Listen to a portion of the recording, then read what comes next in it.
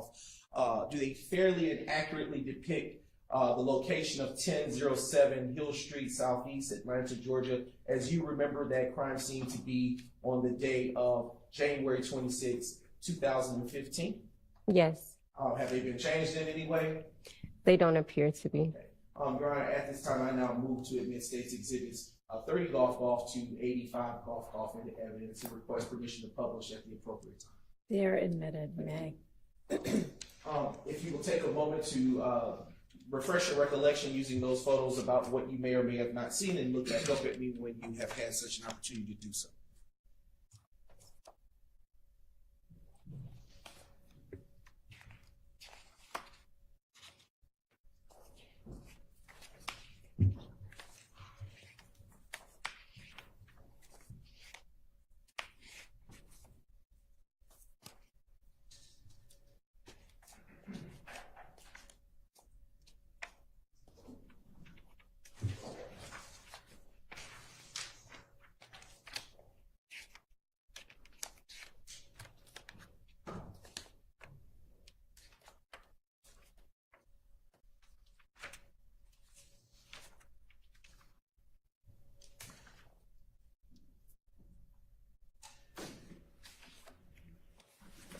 All right. Do you need me to restate the question, or? Absolutely, please. Okay. All right. What, if anything, did you see upon arriving to the location of 1007 Hill Street, Southeast Atlanta, Georgia, on January 26, 2015? Upon arrival, I remember seeing the first responding officer that was there. Did a quick briefing with that officer. And during that briefing, I did a preliminary walkthrough, and that's when I was able to locate shell casings that was at this particular crime scene. Do you know who the initial responding officer or officer on the scene was? According to my report, and I could be pronouncing this wrong, I think it's Leduc. Okay. How do you spell it? It's Leduc. Okay. All right. Is it fair to say that might be Leduc? Hey, potato, okay. Potato. Okay. All right. And do you know who called you out to the scene? Was it Officer Leduc? It's not. It's typically the 911 communication dispatcher. When you arrived to that location, well, let me back up. Around or about what time did you get dispatched to that location, if you can recall? According to the report, it was 21:33 hours.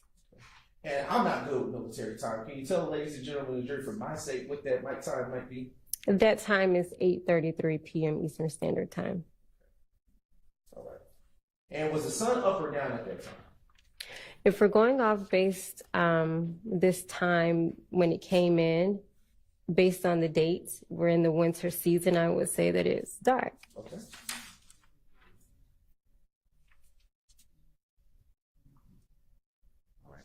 All right.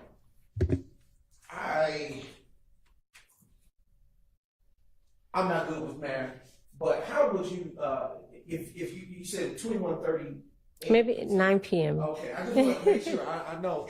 All right. So I want to ask you a little bit more about your arrival. So how do you determine where to start when processing your crime scene? It's based off of training. You want to approach a crime scene in the most systematic manner possible. So before you even approach a crime scene, you should have a plan of action.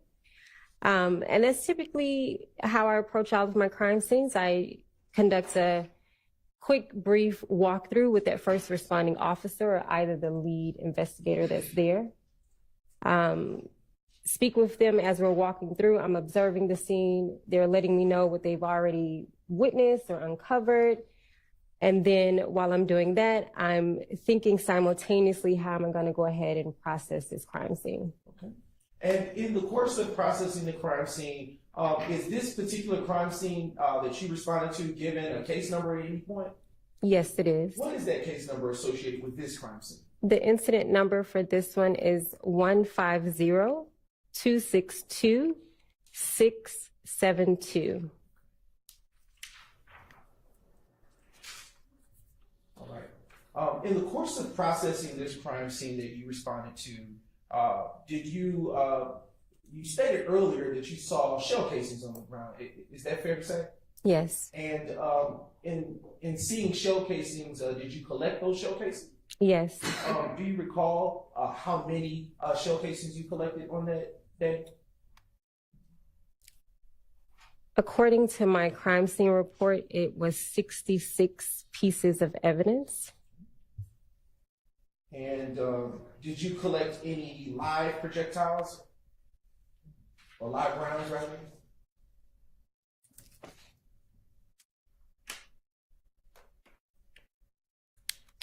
No, I collected 65 shell casings and 1 projectile. And when you say a projectile, what do you mean by that, Dr. Pitts? So a projectile is a piece that comes off of a shell casing or a live round that has been fired. So it can be a piece of metal that's off of that. And prior to collecting the said evidence that you obtained on that evening, can you tell the ladies and gentlemen of the jury what, if anything, you do before removing it from the premises? You want to photograph the crime scene in its totality. And then from there, you must photograph each individual piece of evidence. So in this instance, I collected 65 shell casings. I took 65 individual photographs of those shell casings in overall, a mid-range, and a close-up of each and every piece of evidence. And after you take those photographs, well, let me ask you a different question. How do you distinguish shell casings one from another on the scene when you're taking pictures? Based on the initial walkthrough that I conduct with that first responding officer, either that lead investigator, we typically discuss, did you determine what was the entryway into this crime scene? And from there, that's how I methodically place the evidence markers on those shell casings. With the evidence markers, are those included in the crime scene photos that you take? Yes. Okay.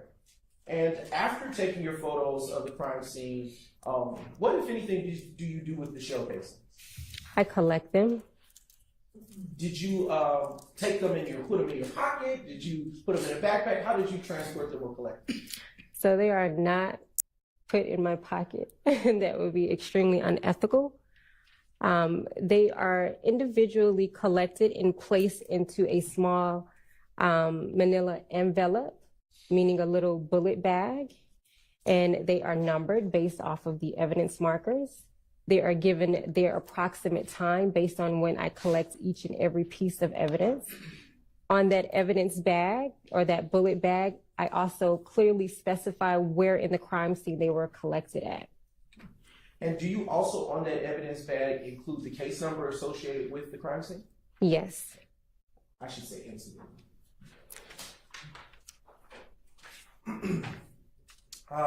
I am now going to publish a select set, Your Honor, of crime scene photos that have been previously admitted subject to the court's rulings, starting with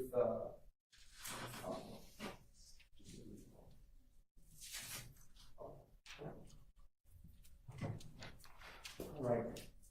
Dr. Pitts, you can utilize the screen in front of you to track with the presentation of evidence. Excuse me. Now showing you what has been previously admitted as State's Exhibit 30 Golf. Dr. Pitts, are those little yellow things on the ground the placards that you were describing earlier? Yes. And with those little placards that are on this photo be next to the shell casings that you saw outside of the residence? Yes. And are those the same shell casings that you described as collecting from the crime scene and putting into small bullet bags or small bullet bags? Yes. Now transitioning to the next State's Exhibit, which is State's Exhibit 31 Golf. Is this a different angle of additional shell casings that you took photos of on that same street? It appears to be from a different angle of those same shell casings. Transitioning now to State's Exhibit 32 golf ball. All right. Is this a different, also angle of the street that contains some of the shell casings, as you remember? Yes. And that moisture on the street, was that there prior to your arrival, or do you remember that to be something that came as a result of the gun shots that rang out at the crime scene, if you recall? That was there prior to my arrival. Okay. Now showing you what has been previously admitted as State's Exhibit, the next State's Exhibit, which is 33 golf, is what? Do you recall this particular residence at the crime scene? Yes. And what do you know this residence to be? A house. Okay. Is that where the incident, is that the residence that is listed in, is that the residence that is listed in your crime scene record with the address? Yes. Now turning to the next State's Exhibit.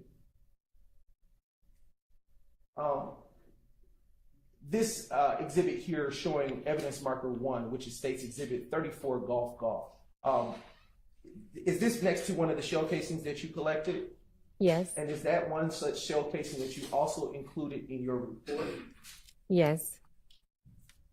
Okay, turning to the next State's Exhibit, which is State's Exhibit 35 golf. Is this another such shell casing that you recovered? Yes. All right, next exhibit. What about this exhibit, 36 golf? This is another shell casing. All right. Turning to the next exhibit with evidence marker 4. Is this another shell casing that you recovered? Yes. And do you recall or have any independent recollection of the caliber of the shell casings by any chance that you recovered that day?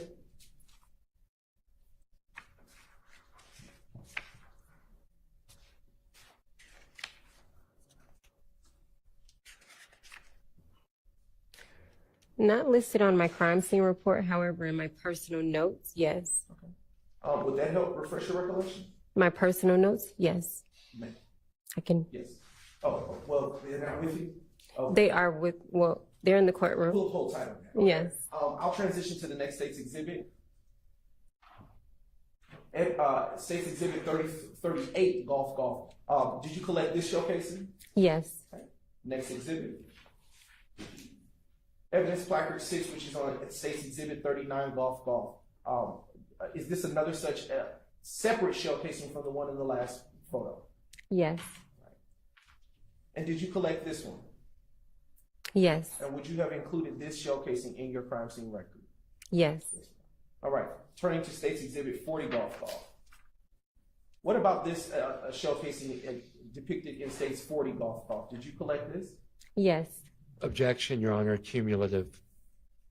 These are separate photos, Judge. They're not the same. Overruled. All right. You can answer the question. Yes. All right. You may turn to the next State's Exhibit, please. State's Exhibit 41 golf. As to evidence marker 8, is this another showcasing that you recovered on that evening? Yes. State's Exhibit 42 golf. Let me ask you this. I don't know if you were in here when Mr. Atkins was handling one of the other crime scene techs, and we had sort of a overview. Is there any way you could do it that way and just ask a broader question? Yes, I'll do just Thank you. where it's asked. Turning to, if I may, Your Honor, orient myself.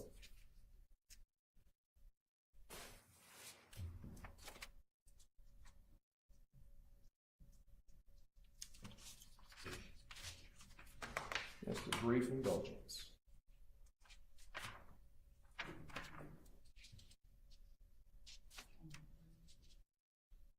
I want to turn your attention to State's Exhibit 30 golf. Does the State's Exhibit that is published on the screen just about encapsulate all of the shell casings that you recovered from outside of the address of 1007 Hill Street Southeast, Atlanta, Georgia? Yes, it appears to be.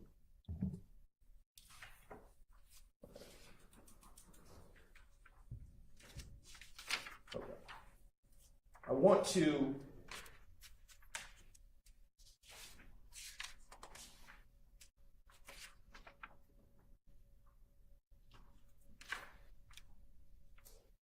turn your attention to State's Exhibit 2GG.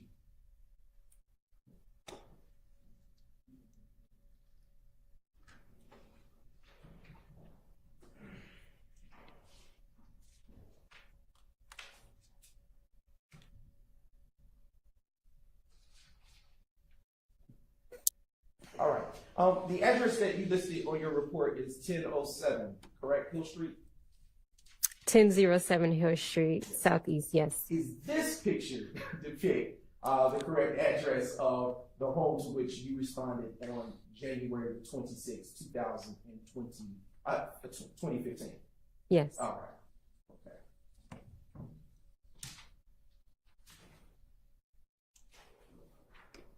Do you know from your crime scene record or independent recollection how many different types of shell casings were recovered from the crime scene?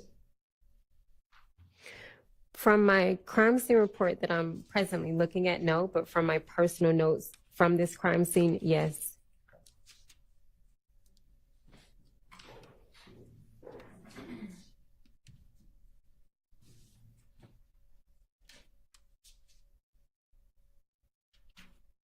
All right.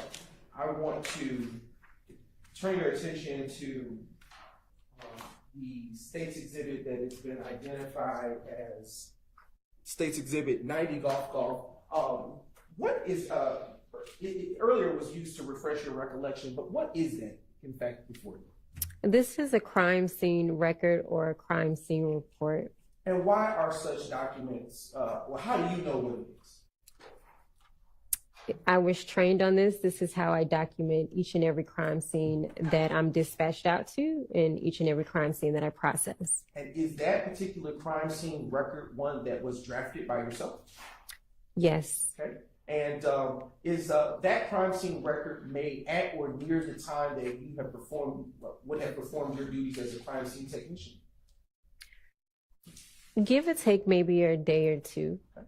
And would the evidence that was depicted in the photos that were published a few moments ago be included in that document? Yes. And would you also include any other such things that you would have, actions you would have taken that evening or thereabouts for reference purposes in that same document? Yes. Your Honor, at this time, and is that document in the same or substantially same condition as it was when you last had the opportunity to review it? Yes. Your Honor, the state now moves to the State's Exhibit 90 Golf into evidence. All right, that's admitted.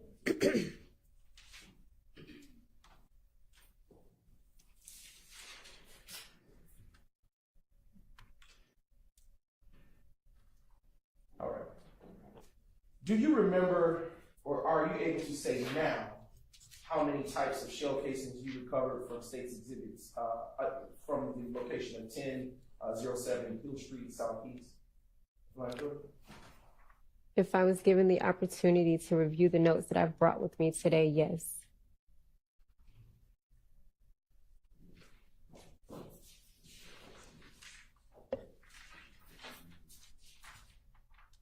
Your Honor, Mm-hmm. may I seek clarification? Is Your Honor, can we have that speaking testimony in the approach? Is this going to be commentary? I'm not. I don't know. I can't tell what you're saying. Can we, I don't want to put anything in front of the jury unless it's an objection. Can we approach this? I'm wondering the notes. Are we speaking of her report, or are there separate notes? Sounds like they're notes separate from the report. Is that correct? That Yes. would be my understanding.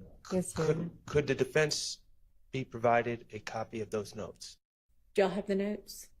I brought, They are with the witness. We would have to take a moment to, they're independent, but we can't get those. Well, we Okay. don't have them. We'd like to see them, please. Okay, I don't, have y'all seen them before? Nobody's seen them before. They've been with the witness. So, is the question just going to be to refresh her recollection? It really would be, that's the only point for those notes now that she's mentioned. All right. But, I mean, y'all certainly can look at them when, if and when y'all cross-examine her? I think at this point, she's just gonna look at them to refresh recollection. Go ahead. Okay, thank you, Your Honor. I want to transition to, So is she not gonna look at them and refresh her yes, they're recollection? currently in, are they in? No, they're here in my briefcase. Okay, it's just a brief introduction.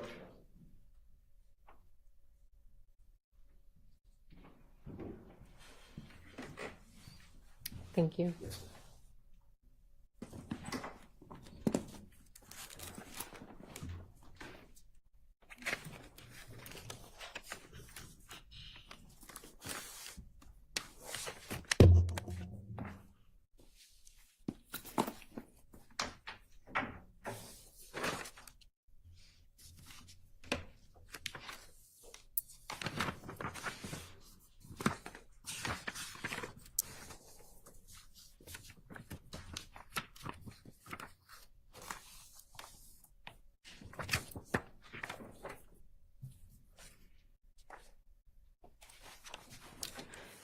So the listing of shell casings that breaks it down based off of the caliber, it's for a different incident date, but not for this particular address. All right, excuse me. So I'm gonna transition to the next set of questions. And I wanna ask you, based on State's Exhibit, which we're gonna get up for you, State's Exhibit 52, Golf, with the assistance of Ms. Knight.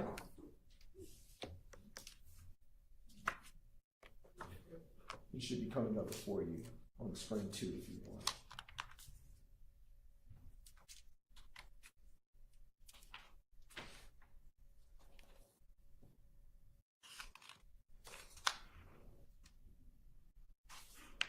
Okay. Based on the exhibit that's before you on the laptop, which is State's Exhibit 52, Golf, are you able to, based on your training and experience, say that there are at least two different types of shell casings that were recovered from? Sustained. How many shell casing types were recovered from the crime scene based on State's Exhibit 52, Golf? Based on this photograph, it appears to be 2. Are you able to say, just based on this, at least 2?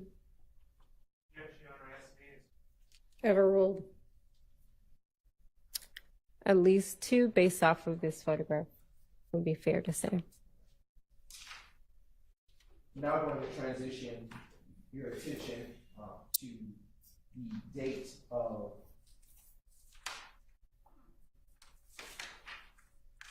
January the 28th, 2015, which would have been a Wednesday. Do you recall working on that day, Dr. Pitts? January the 28th, 2015, yes. Okay. What do you recall working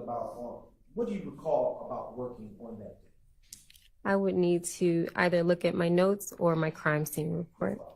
I am now going to approach the witness, which what has already been pre-marked as State's Exhibit 123, Charlie. And I have now handed the witness that exhibit. And after you've had a chance to review it, please look up at me and we'll continue asking questions.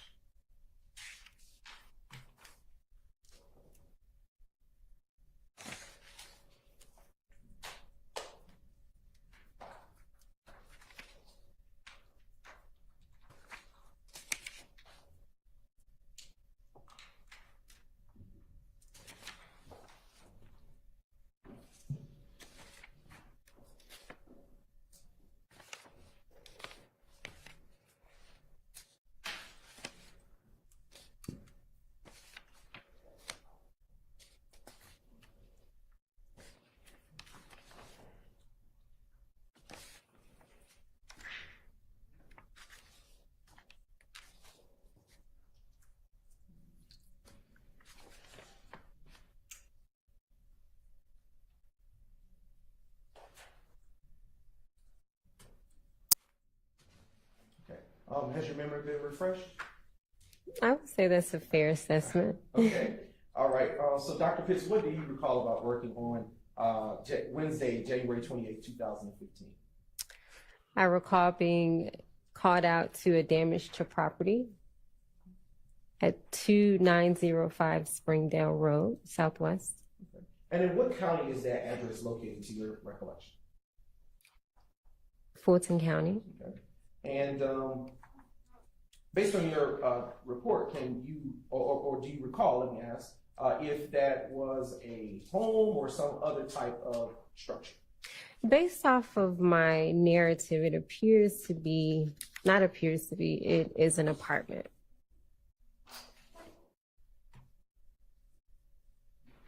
And did you, in fact, actually go out to that location? Yes. Okay. And what, if anything, did you observe upon arrival? I would have to see the photographs.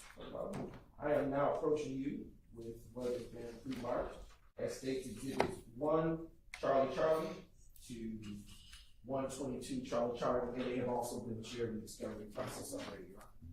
And I want to ask you preliminarily, Dr. Pitts, have you had the opportunity to view States Exhibits 1, Charlie Charlie Charlie, and through 122, Charlie Charlie Charlie, prior to coming to court today? Yes. And do you recognize those exhibits? Yes. And how do you know what those are? These are my photographs. Okay. And do those exhibits that are in front of you now, that have been previously identified, fairly and accurately depict the area that you responded to on January 28, 2015? Yes. And Your Honor, at this time, the state now moves to admit said identified exhibits into evidence and publish with your permission. Yeah, I'm sorry. May I have some clarification? Is the state referring to 1CC or 1CCC? One Charlie, Triple C, Charlie, right? yes, Your Honor. Triple C, I think he said it one time, is just a double C, but it's triple C. Any objection? Those are admitted without, or is there objection? Well, I see clarification. I didn't read numbers since you provided this. No. Okay, well, we don't. Your Honor, these have been previously provided in discovery for this exact reason as the court has instructed, and I'm not sure. Okay, I'm not sure if you understood my instruction yesterday, but it's okay. But there are three separate PowerPoints that we gave. So we gave. I am not, and I don't think they're questioning that they have seen them before. They just don't know what's what, because when they saw it before, apparently it wasn't numbered as, you know, a specific exhibit number, or it had a different exhibit number. So they need to know what they're looking at, basically. Your Honor, so what they have is what's being published. So we consolidated what everything's been admitted has been turned over. They should have, but what they have in this PowerPoint are the ones we're going to admit, which is a smaller number than what the full amount of pictures are. So we're only publishing. Okay, so have they been renumbered? Yes. Is the question. Yes. And that- Okay, which makes it difficult for them to know what to look at, because They have not. 15 CCC might be something different now. They haven't. You just said one. The exhibit number, Your Honor, is one, but on the actual way in which they are presented for the publication purposes. Okay, so that's why they're asking for either some clarification. But if y'all follow my instruction from earlier today and just get together in the morning before we start and look at everything, then we shouldn't have this problem tomorrow. Yeah, I think we didn't know that we were going to get. I'm not blaming anybody. It just, You're right. If we can clarify this, I think that we just give them a chance to look at them for a second. they take the full stack. What they have is only what's being published, so that's what. Right, but the numbers are not the same. They are.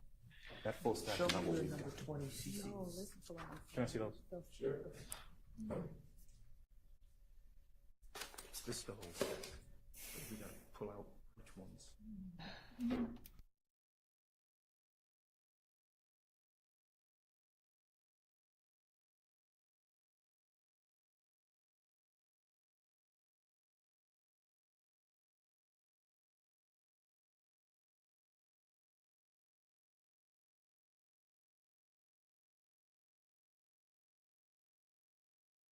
to this step to admit 122 of them, and I do not expect 122 of them to be published or anywhere near that. Correct. And these are all the pictures that were in the witness folder that we went over a few weeks ago. So that's what we're saying is that. no one's denying.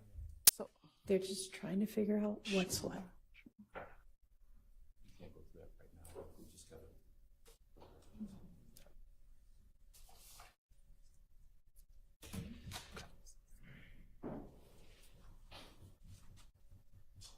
All right, Your Honor, the question remains, what state's waiting on you? Okay, so it doesn't sound like there's any objection, so admitted without objection. Okay,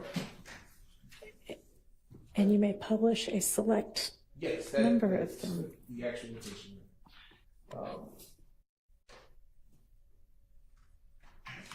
Okay. Dr. Pitts, earlier you stated that you would need to refresh with your photos. If you have an opportunity to, you can look through them if you need to with them, to see what you recall about what you saw when you arrived.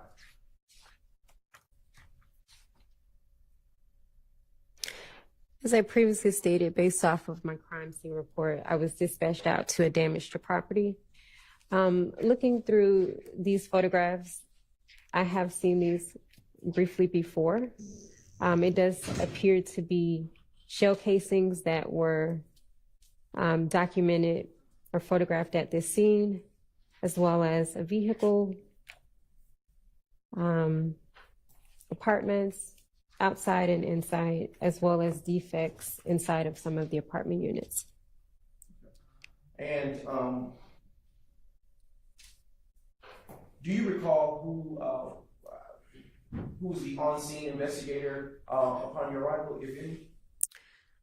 According to my crime scene report, I was working with or speaking with Collins.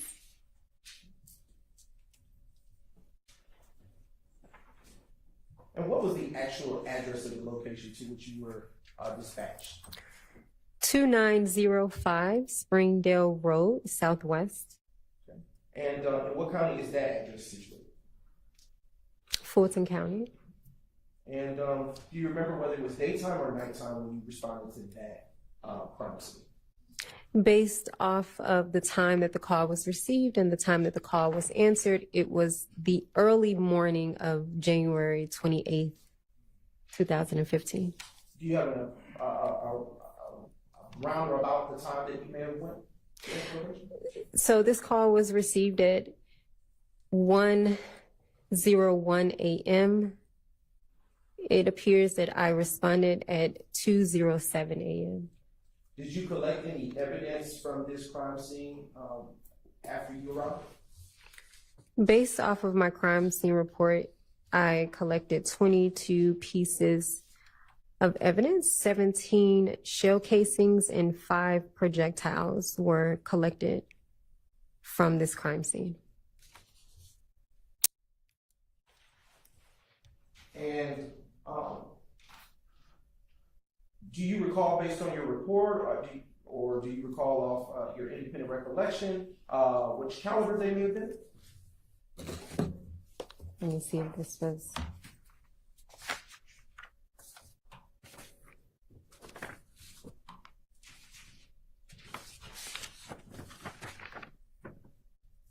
Yes, based off of my notes, I collected a 9mm Luger. That was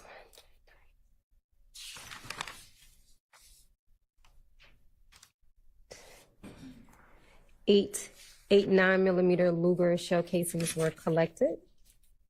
I also collected 40 Smith & Wesson RP, and it appears to be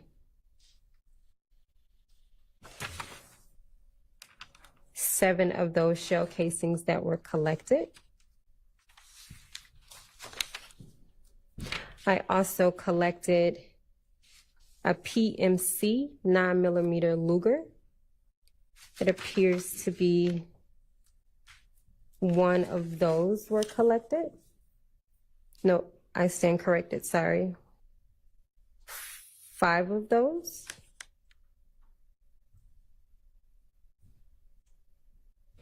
There was also a Hornady 9mm Luger that was collected, a Blazer 9mm Luger that was collected.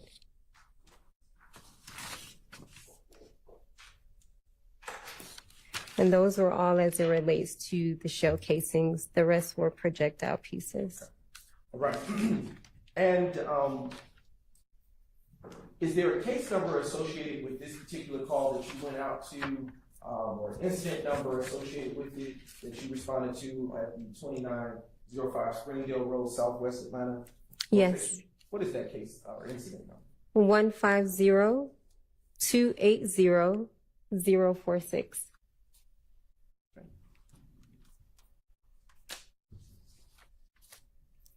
And after you collected that evidence, did you handle that evidence in the same manner as you did in the prior APD case or incident number? Prior to collecting any pieces of evidence, including these shell casings and projectiles, photographs are taken of the entire scene, and then individually of each and every shell casing before any collection is done. I want to publish select photos for on the screen for you, and if you give it a brief moment, it will come up.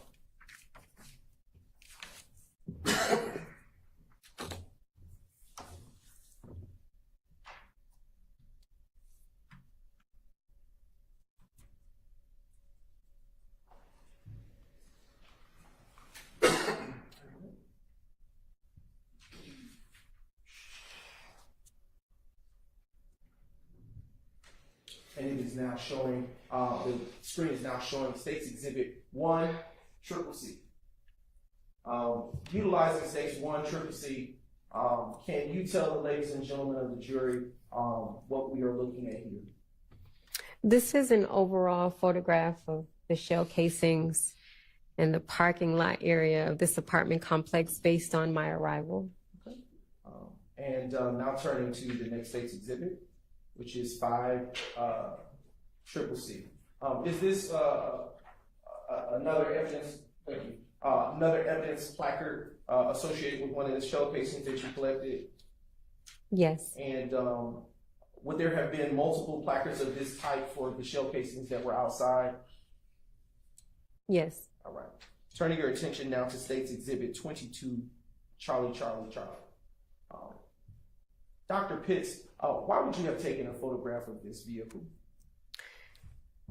If I'm not mistaken, based on what I briefly recall, this car may have had some damage. Anytime a vehicle has been damaged or a part of a crime scene, you are to photograph the vehicle, all sides, all 4 sides.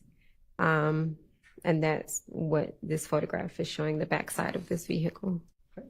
Turning your attention to States Exhibit 24, Charlie. Is this another angle of that view, of that same vehicle? This appears to be the passenger side of that vehicle. And do you see from this view any defects to this vehicle on this side of the vehicle? Not based on this photograph, no. Next States Exhibit, which is States Exhibit 25, Charlie. What about this exhibit? It appears to be some type of defect on the driver's side, but I would have to have that photograph zoomed in We can enlarge that. for an exact. Yep. All right. Utilizing the zoom feature, are you now able to see any such defects to this vehicle on this States Exhibit? Yes. And where do you see that defect? On the driver side back window. All right. Now turning your attention to States Exhibit 29, Charlie. And do you see any defects in this photo here? No. Okay. We are now publishing for your viewing States Exhibit 30, Charlie. Dr. Pitts, why would you have taken a picture of the front entrance of this apartment unit? Anytime you're photographing a crime scene, you're supposed to tell a story. And this is another photograph of me showing or telling a story through photography. Next state's exhibit. 32 Charlie is published. And do you see any bullet defects here? Yes, How many? it appears to be one. And are you ever able to recover any such projectiles that may have entered the home at such range or from distance? If a defect was in this building on the outside, no, we typically don't have a ladder that we would climb up for that. But if it penetrated through and it was now inside of that apartment unit, yes, I would cut the wall out and retrieve it with tweezers. Showing you State's Exhibit 34 Charlie. Do you see a bullet defect here in this exhibit? Could you zoom in for me? Yes. Yes, it does appear to be a defect in the wall. Showing you State's Exhibit 36 Charlie. And I'm going to zoom in. Do you see in this room, separate from the last exhibit, a bullet defect? Yes. Turning to the next State's Exhibit. And being published now in State's Exhibit 39 Charlie. Is this a separate unit from the first unit that you took pictures at featured in this particular State's Exhibit? Yes. And was this unit impacted by the gunfire that led to defects that may be there present? Yes. Showing you now State's Exhibit 40 Charlie. Okay. Featured in this photo, do you see any such defects as you were talking about on this unit? Are we able to zoom in some? Yes. It does appear to be a defect on the outside. Right. Turn your attention to State's Exhibit 42 Charlie.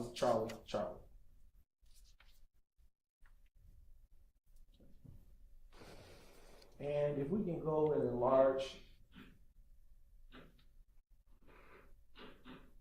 Dr. Pitts, why was this photo of any significance to you?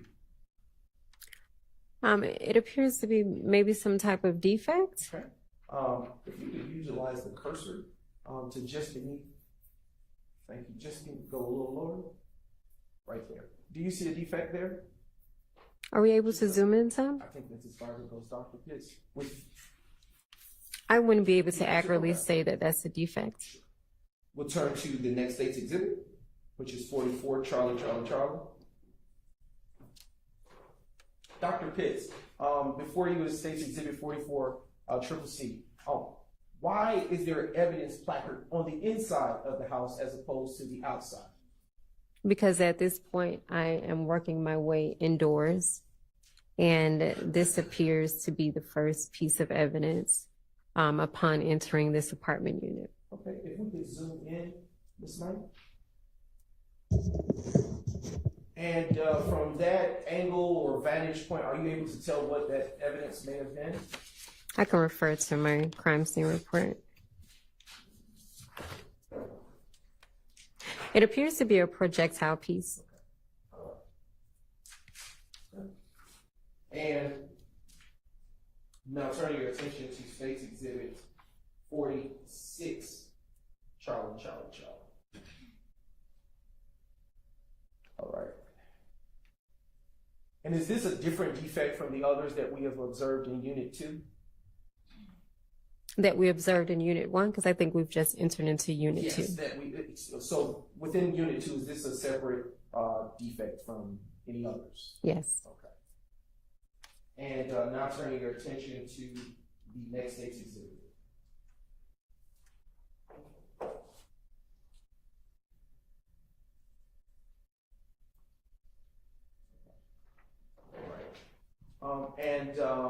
Utilizing State's Exhibit, this appears to be 48 Charlie. Do you see any defects in this particular photo? Yes. Okay, and is that also another such defect inside of Unit 2, Apartment 2? Yes, it appears to be. Turning your attention to next state's exhibit. We're just about done. State's exhibit 50, Charlie, Charlie, Charlie. If we could zoom in, do you see anything by the light switch in this photo? Yes, What do you see by the light switch? it appears to be a defect in the wall. Turning your attention now to the next state's exhibit, which is 55, Charlie, Charlie, Charlie. Do you see any defects here on this exhibit? Yes, Okay. Next exhibit, please. 57. And in this photo, do you see any such defects within this closet area depicted in this exhibit? yes, State's exhibit 59, Charlie, Charlie, Charlie. Dr. Pitts, now that it has been enlarged, are you able to see another defect in the same unit on this photo? yes, Turning your attention now to State's exhibit 61, Charlie, Charlie, Charlie. In the same unit, and if you can enlarge, Ms. Knight, thank you. Do you see any bullet defects here with this exhibit on the screen? And if you're not able to, you can always utilize the hard copies of it. What was the number of this photograph? This is State's exhibit 61, Charlie, Charlie, Charlie. Thank you.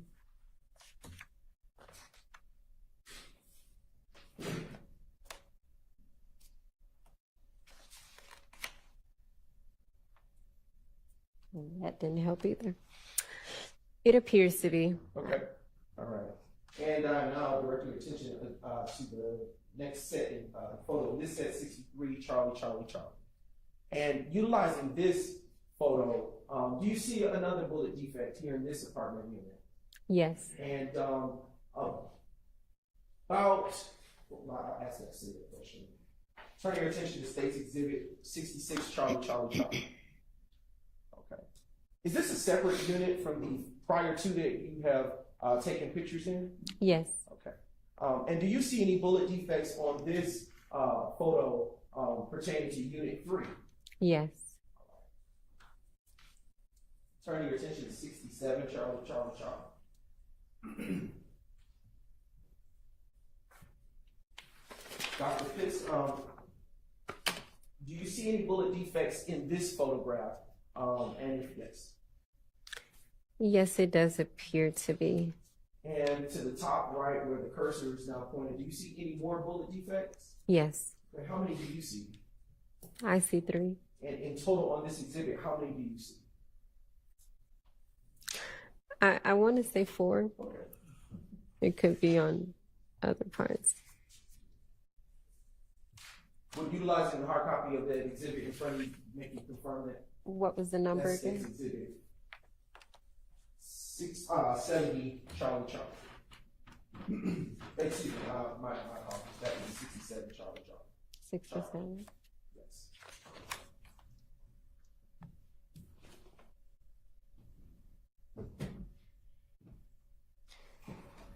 I can't accurately say, and the reason that I state that if you scroll down, it's 2 others, and I can't say if those are defects or not, so I don't want to Okay. misstate.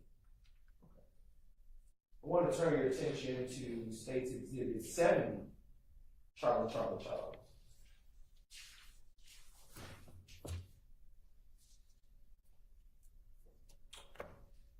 And utilizing this exhibit, Dr. Pitts, are you able to see any bullet defects that would have led you to take this photo of this part of the home? Yes. Right.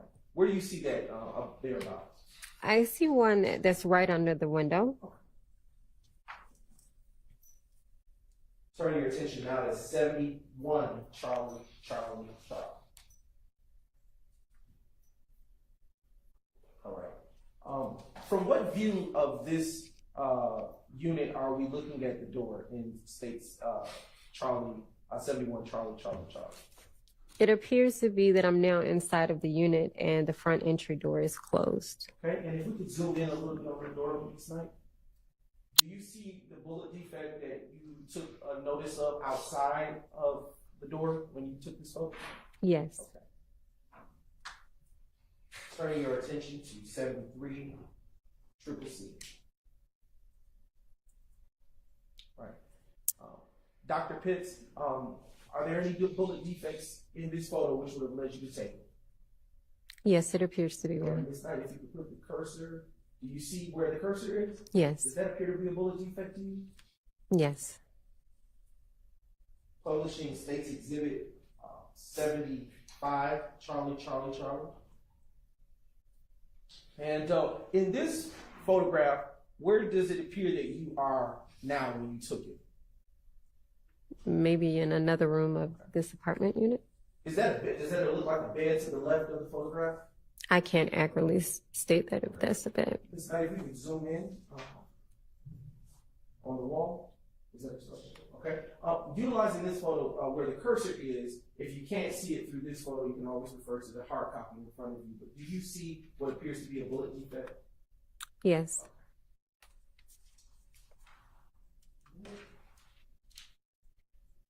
76, Charlie, Charlie, Charlie. All right. And if we, as far as you can, there we go. Do you see any bullet defects in this photo that you took further in the room? yes, And how many do you see with your eye? I see 3.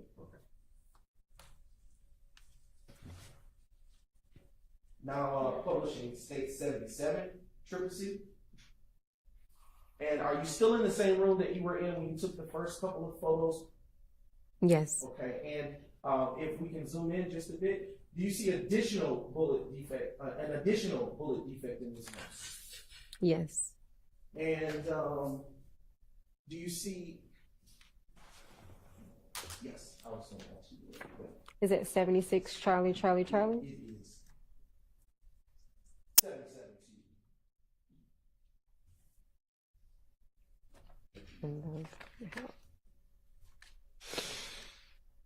It appears to be 3. Okay. All right.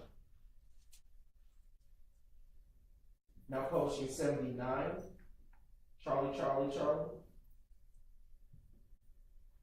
And do you see any bullet defects in this portion of the photograph that you took for this case? Yes, How many do you see? 2. Now publishing States Exhibit 81, Charlie, Charlie, Charlie. And Dr. Pitts, do you see a bullet defect there? Yes, And is that window in the same room that you were in with the last photo that you took? To your recollection? it appears to be yes. All right, publishing 82, Charlie, Charlie, Charlie. Dr. Pitts, why would an evidence placard now be in this portion of the house of Unit 3? Because the projectile piece was actually recovered from that wall. Okay. And do you see a defect that may have come from that projectile piece? Yes, Where do you see it? on the wall next to the placard. Okay. Publishing States Exhibit 85, Charlie, Charlie, Charlie. Dr. Pitts, do you see any defects to this piece of furniture featured in this photo? Yes, it appears to And be. is it fair to say that that is a headboard in which that defect is located? I can't speculate. I would have to zoom out. Showing you States Exhibit 86, Charlie, Charlie, Charlie. Dr. Pitts, what is on the floor near that placard? That's a projectile piece. Showing you now States Exhibit 88, Charlie, Charlie, Charlie. As to this evidence placard,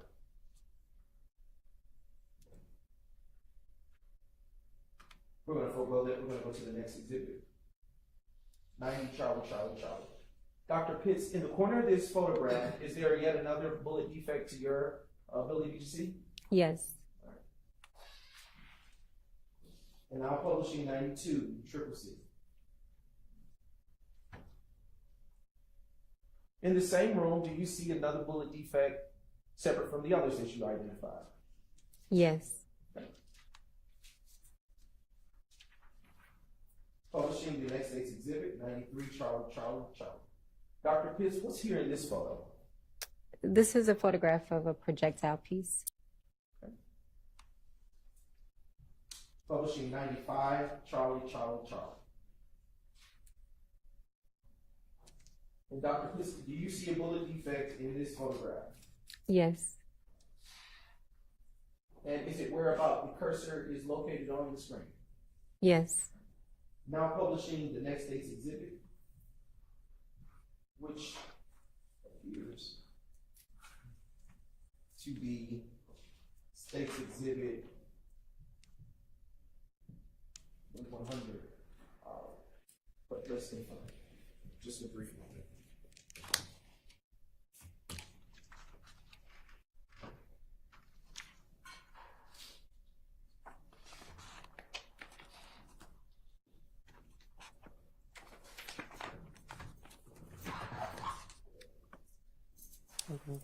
Okay, it's 98. Is Yes. that it? Yes, State's Exhibit 98, Charlie, Charlie, Charlie, which is on the screen. Is it 99 CCC? No, it's 98 on the screen. Charlie, Charlie, Charlie. Okay. And Dr. Pitts, why did you put it in this placard here on the floor, right in this photograph? And this is a photograph of a projectile piece. Okay. And utilizing the cursor, Ms. Knight, can you hover over what that object appears to be? Do you see a projectile where the cursor is located?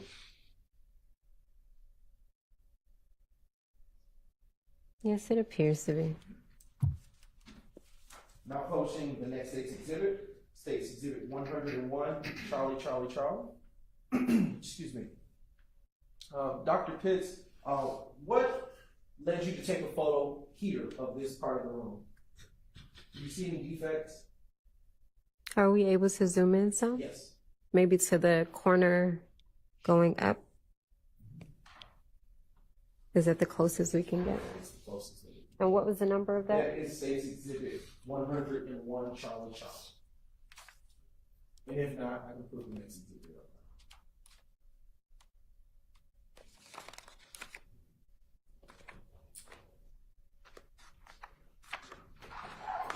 Can we put the next, because this is kind of out of sequence. Thank you. Actually, we're going to transition to state's exhibit 106, Charlie, Charlie. And you can still refer to that. If you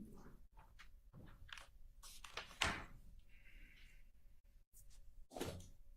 That's not in order, so I'll stick to this. All right. Is this a separate unit from the first three that you took pictures of? Yes. All right. And was this unit also affected by the gunfire that occurred on that evening? Yes. Now publishing states exhibit 108, Charlie, Charlie, Charlie. Dr. Pitts, what drew you to take a picture of this portion above the unit 4? It appears to be damage to the window and possible defects in this building. Publishing states the next exhibit. 109, Charlie, Charlie, Charlie. And zooming further in, do you see any other additional defects here in this exhibit that you didn't see in the last? Yes, it appears to be a defect to the right side of the window on the brick. Publishing states 110, Charlie, Charlie, Charlie. Is there damage or defects to this window in this photograph? The lower part, yes. Publishing states exhibit 112, Trixie. All right. Zooming in, yep. Dr. Pitts, do you see any defects in this photograph? Yes. And how many do you see with your eye? It appears to be 5. Or 6 if we're looking at the top right corner of the page or the photograph. The cursor is located. Correct. And now publishing states exhibit 115, Charlie, Charlie, Charlie. Does this appear to you to be the interior angle of the exterior damage to the window that you were describing earlier? Yes.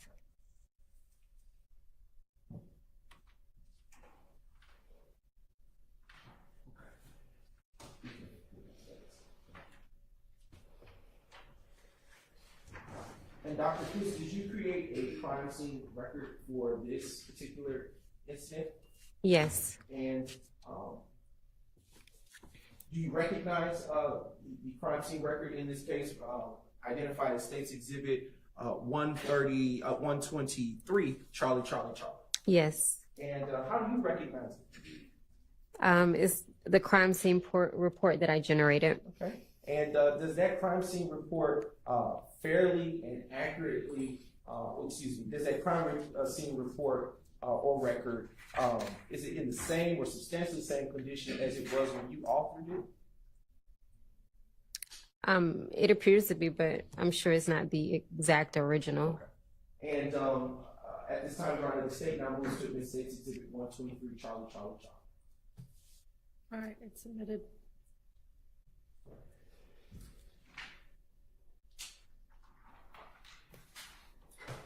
Dr. Pitts, I want to turn your attention to the final case number here. Do you recall working on Tuesday, April 28th, 2015? Yes. And do you recall being called out to the location of 2517 Donald Lee Hollowell Parkway? Yes. And in what county, to your knowledge, is that location situated? It's on the other end of Hollowell, Fulton. Okay. And do you recall what is located at that address? Based on the photographs that I have been briefed on, it appears to be at a club. I am now approaching you with what has been previously labeled as State's Exhibits 2, Juliet, Juliet through State's Exhibit 91, Juliet, Juliet. If defense would like to take a peek, remain. Otherwise, I'll approach. Starting the search. Thank you. I have now had witness State's Exhibits 2, Juliet, Juliet to 91, Juliet, Juliet. And what have I handed you, Dr. Pitts? A stack of photographs. Do you recognize those photographs?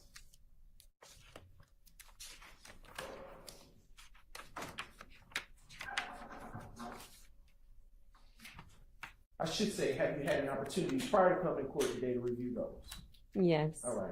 And do those photographs that you have in front of you that have been previously identified fairly and accurately depict the area of 2517 Donald Lee Hollowell Parkway, Atlanta, Northwest, Atlanta, Georgia, as it was on the day that you responded to that crime scene location on April 28, 2015?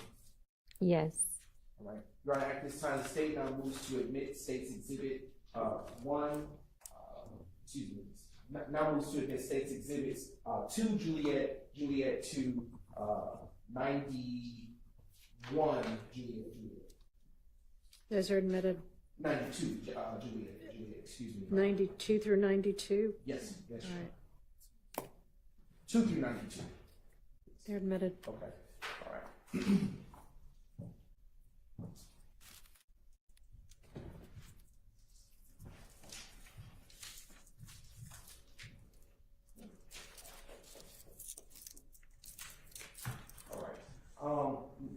I'm also going to approach you with what has already been marked as State's Exhibits, Exhibit 93, Juliet, Juliet.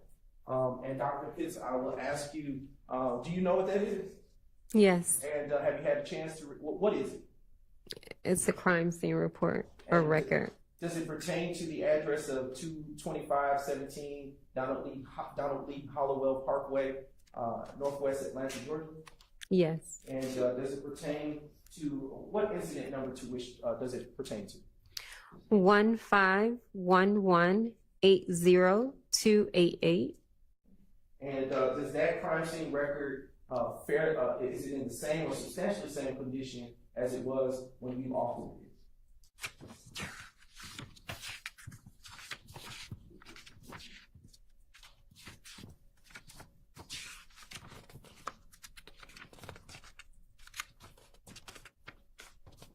Yes. Your Honor, I now move to admit State's Exhibit 93, Juliet, Juliet, into evidence. Admitted. What was the basis for the call that you were dispatched to at that location on April 28th, 2015? I was dispatched out to a damage to private property.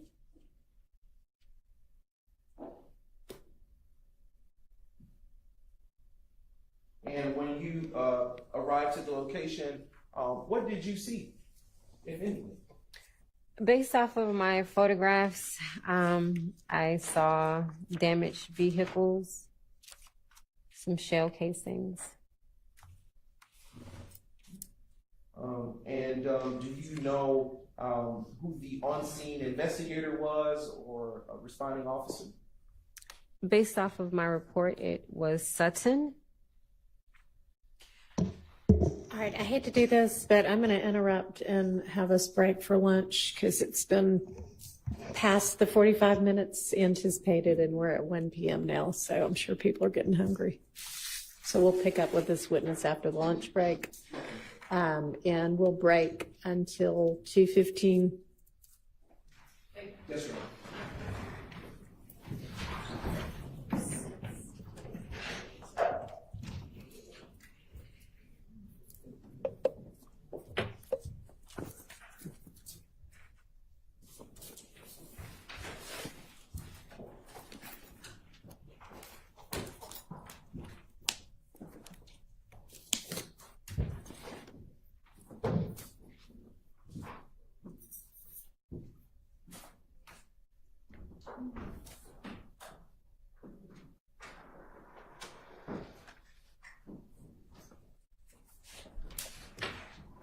All right, thank you. We'll see you back at 2:15.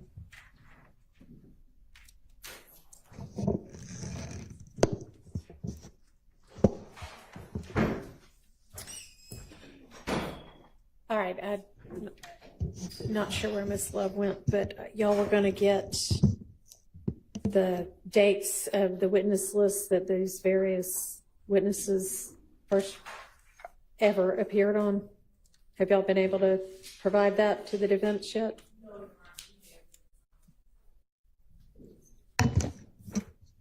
I'll look as we're sitting here before I leave for lunch. Your Honor. Okay, so I don't think you were in here yet, but somebody should have already been doing that. And in fact, y'all called a witness that we hadn't yet covered because you gave me one order that you were calling the witnesses in and then called them in a different order. Not that anybody from the defense objected, but there's Miss Love. Miss Love, the defense still needs the information on which witness list these recently re-added witnesses were on. Okay, I had, earlier this morning, I had our paralegal looking at our first list that we sent out.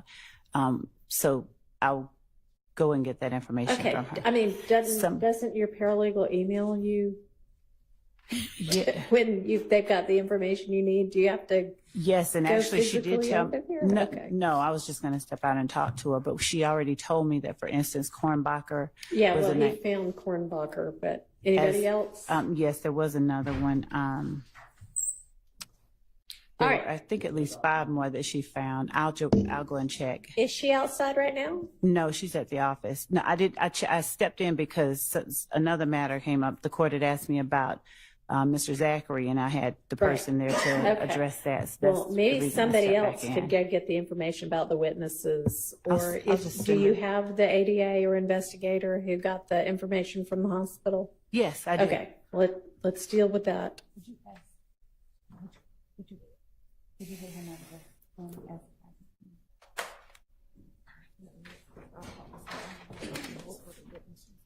The ones that I.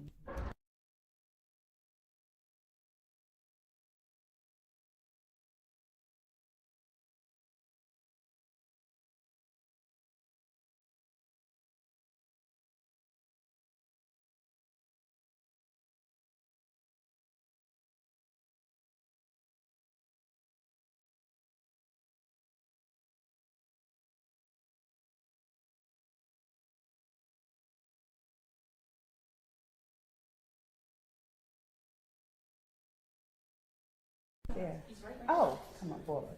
Yes, here he is. What's your name?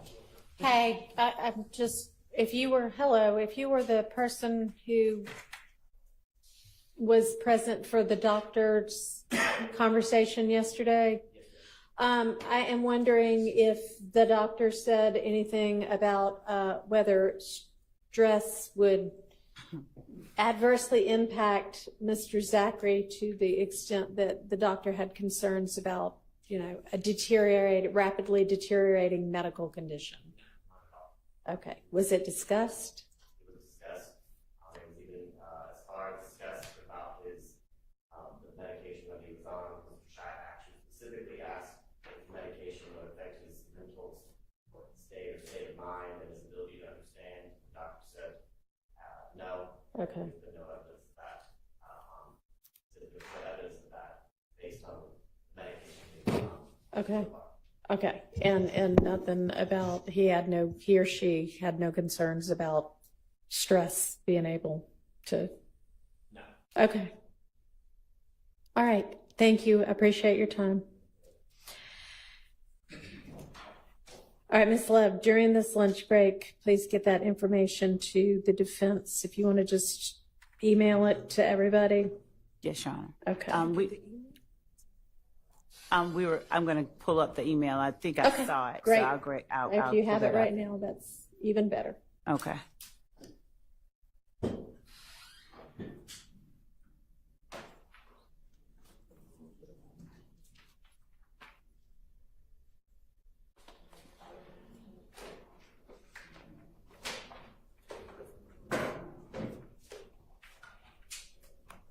And Your Honor, what I was looking for was, what I'm going to go get is the email that Mr. Steele sent us this morning at 7:30.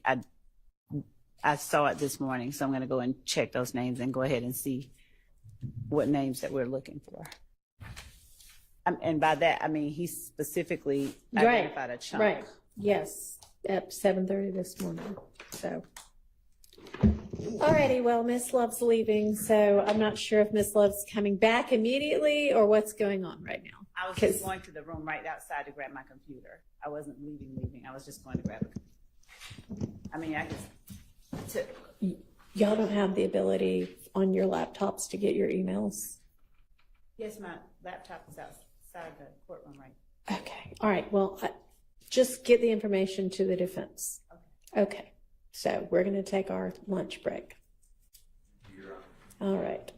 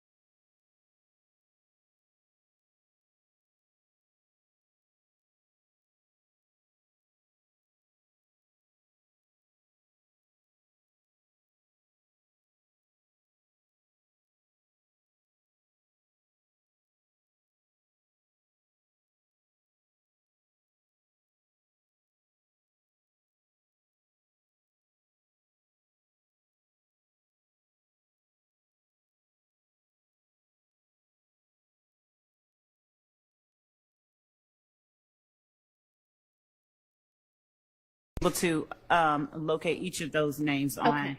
the list, and I need to forward them over to Mr. Steele. Okay. But the court will afford me a second to do that. I'm gonna do it. And was there something else that we were supposed to argue about? You sure?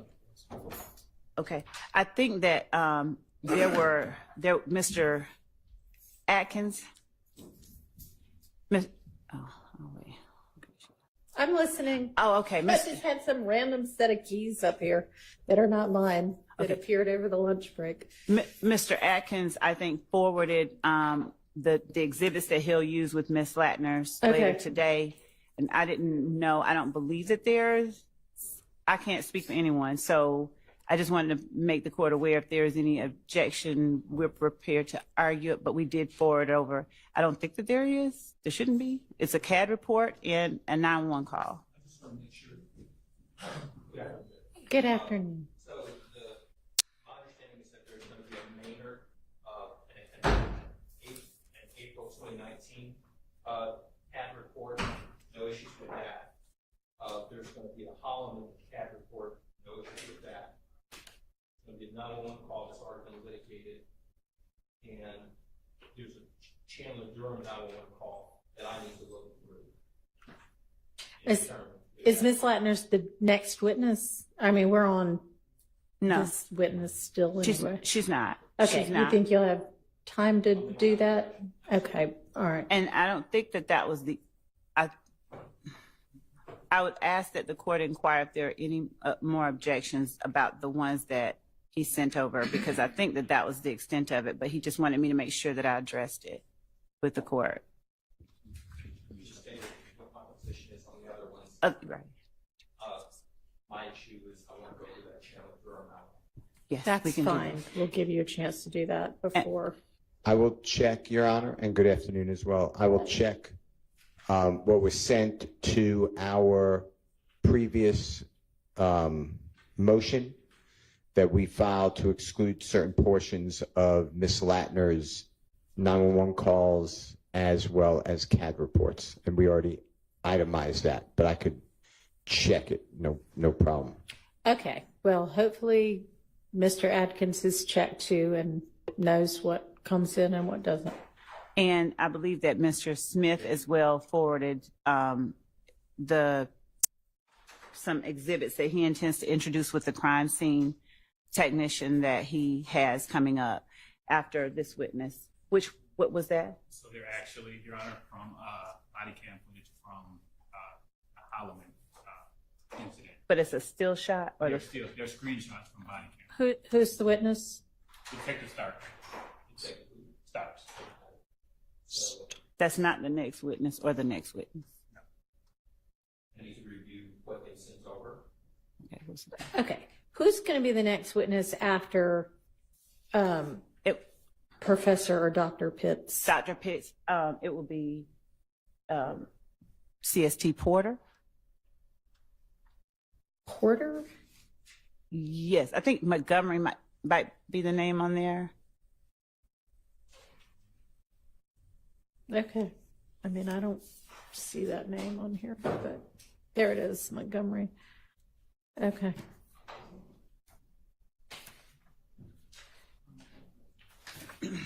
So Montgomery and then who? We have Miss Latner's coming, we have Miss Smith coming, and we have. So is Yeah. Miss Latner's going to be right after Montgomery? No, in fact, it's going to Okay, be. I guess what I'm asking is, could you give me and them in order kind of who you expect for the afternoon? Dr. Pitts, crime scene tech, Montgomery Porter, Miss Smith, Officer Collins, Miss Latner's, Okay. and Starks if we reach Starks. All right, great. All right, and whatever evidence is going to come in through those witnesses has been shared. Is that accurate? Whatever evidence. Say that for me one more time. Whatever evidence is going to be introduced through these witnesses has been shared? Yes. Okay, and as far as we know, the only thing that somebody still needs to look at is that or listen to is that 911 call. That's correct. Okay. And I'm going to review I understand that there were some stills that were apparently sent over. I need to look at that, apparently from a body cam. That's the first I've heard of that, so I need to look at that, Judge. Okay, and the stills would be with what witness? Starks, Starks. the Okay. last one. All right. Okay, so we've got 3 witnesses plus the one on the stand to get through before them, so y'all should have some time to do that. I'll review them, If there's Judge. any issue with it, just let me I'll know. bring it to the court's attention. Thank you. All right, anything else before we get the witness back and the jury in? No, I'm just sending over the. Great. All right.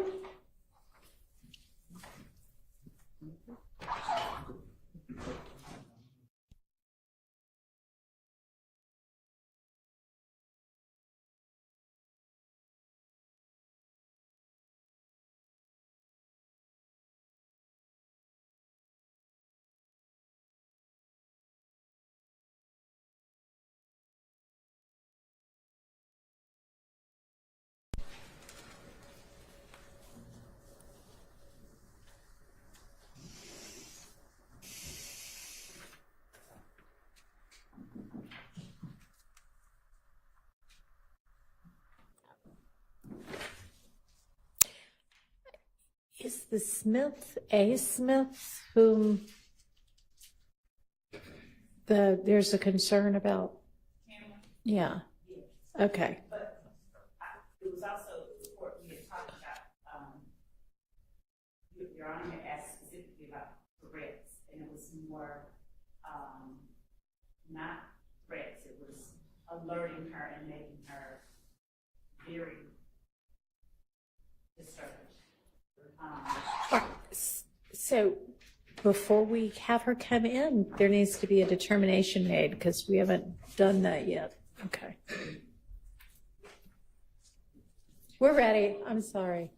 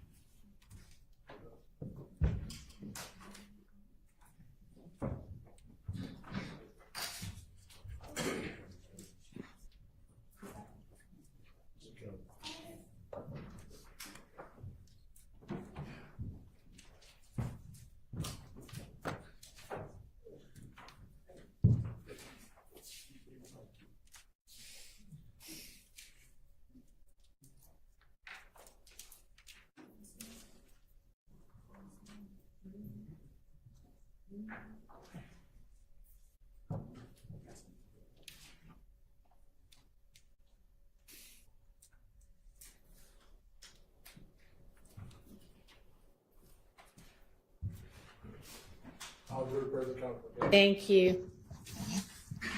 Go ahead, Mr. Brown.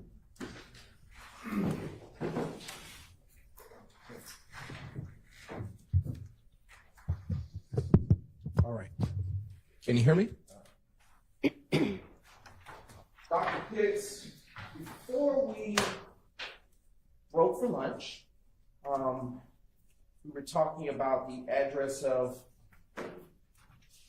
2517 Donald Lee Hollowell Parkway. Do you recall that? Yes. Okay. And not sure, but was there a case, APD incident number associated with that location? Yes. Okay, what was that incident? 151180288. And with respect to this particular incident that occurred at that location just mentioned, do you recall who it was that called you out to that scene? Yes. Sutton? Okay. And around or about what time did you go out to that scene? I would have to look at my notes because it's not on this report.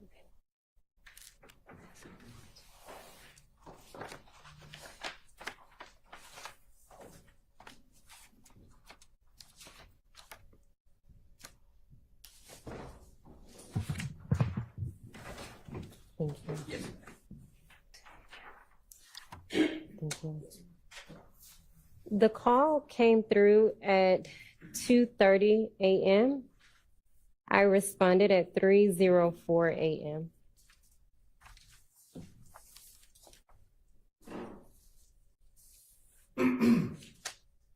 And you now have the photos in front of you.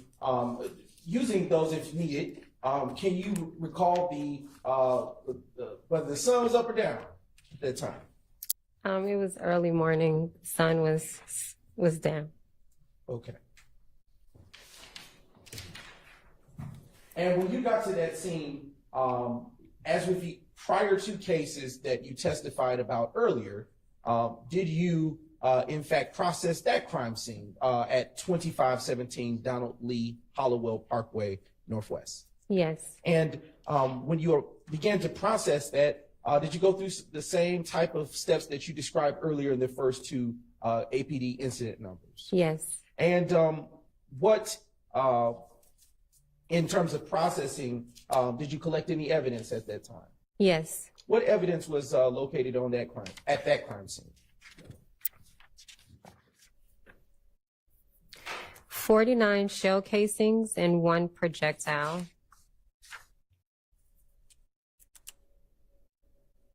Was recovered as evidence from that crime scene. And did you turn that evidence in as you did with the prior shell casings and the other two APD incident numbers? Yes.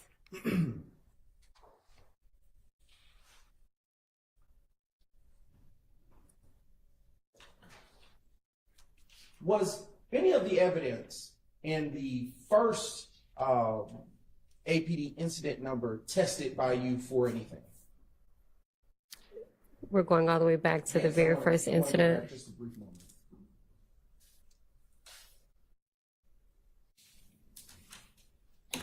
Was that the Springdale location? What That would have location was been that? Or the Hill Street? Yes, the Hill Street location.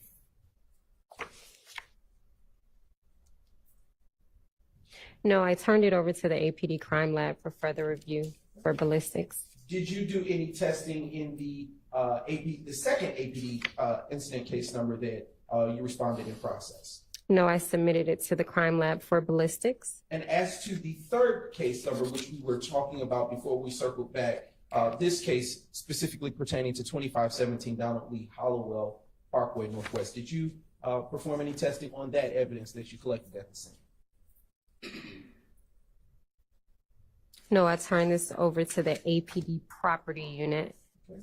I am now going to have published for you the crime scene photos that were already admitted that have been identified as State's Exhibits 2 Juliet through 92 Juliet, and Your Honor, there will only be a select few. Thank you. Yes. Right. Showing you now on the screen, Dr. Pitts, State's Exhibit 2 Juliet. Does this picture that you see here help you recall the scenes which you responded to on April the 28th, 2015? Yes. And where exactly, what type of business or structure is located at that address? This is Club Crucial. And how familiar are you with Club Crucial in terms of knowing its operations and being in that area? Familiar with it, but not familiar to the extent that I know someone that has been to that club. Okay, and are you familiar, based on your experience in employment, with the hours of operation? They may be more frequent? No. Okay. All right, now turning to the next State's Exhibits. Now being published is States 3 Juliet. Dr. Pitts, what is exactly being shown here in this exhibit that's just been reviewed? This appears to be the front entry side of the club. Now publishing States Exhibit 8 Juliet. Dr. Pitts, is it fair to say that this is an overview shot of the placards that were placed in that crime scene location? Majority of the placards, yes. And those placards that were placed down, do you recall to what number they went to? I don't. Okay. Is it by chance that your notes may refresh your recollection?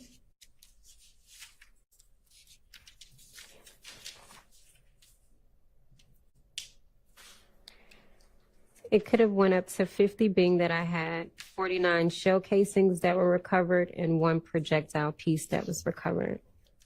Now showing you State's Exhibit 50, Juliet. Dr. Pitts, why was this vehicle of interest to you during your processing of the crime scene, such that you would take a photo of it? It could be that it's been damaged. That would be the only reason that I would photograph it. Okay. And what is the license plate that you see associated with that vehicle? AUX 9521. Do you see, can you make out a color for that vehicle? It appears to be plum, Okay. maroon. All right, now turning to the next State's Exhibit. Now published on the screen is 52 Juliet. Dr. Pitts, do you see on this exhibit any damage from what could have been gunfire in this exhibit? Yes. Okay, all right. Now zooming in for a closer view. Can you see, Dr. Pitts, or describe where you may see such defects to this vehicle? Over the back tire, maybe that's called the fender. I'm not really sure. All right. Now turning to State's Exhibit 53, Juliet. And Dr. Pitts, utilizing the exhibit that is now posted on the screen, do you see any other additional damage from bullet defects to this vehicle on this exhibit? Are we able to zoom in some? Bless you. No, it doesn't appear to be. Turning to this next State's Exhibit 54, Juliet. What about from this vantage point of the vehicle? No, it doesn't appear to be. Okay, now turning to State's Exhibit 56, Juliet. Dr. Pitts, utilizing this photo that is now on the screen, can you describe any such damage or defects that you see to the vehicle? It appears to be the sunroof of this vehicle that's damaged. Now publishing State's Exhibit 57, Juliet. And Dr. Pitts, utilizing this exhibit for this, what type of vehicle are we looking at here to your best of your knowledge? A Ford pickup truck. Okay. And with this vehicle, do you see any defects such that you would have taken a picture of the front? Yes. Where do you see those defects? Right above the grill. Okay. Is that the only one? That I can see, yes. Okay. Now publishing for your viewing State's Exhibit 58, Juliet. Excuse me. Now let's actually publish State's Exhibit 59, Juliet. Okay. Doctor, can you tell the ladies and gentlemen of the jury if you see any defects to the passenger side of this vehicle?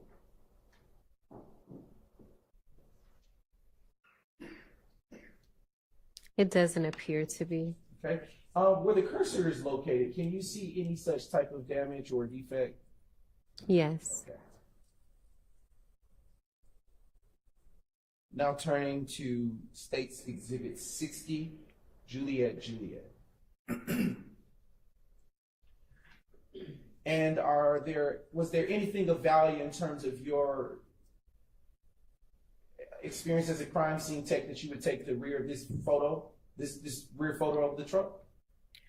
Well, as I mentioned earlier on, when you're photographing a vehicle, you should be capturing all 4 sides of that car. So it doesn't appear that I see a defect, and so it just appears to be that this photograph was captured for documentation purposes.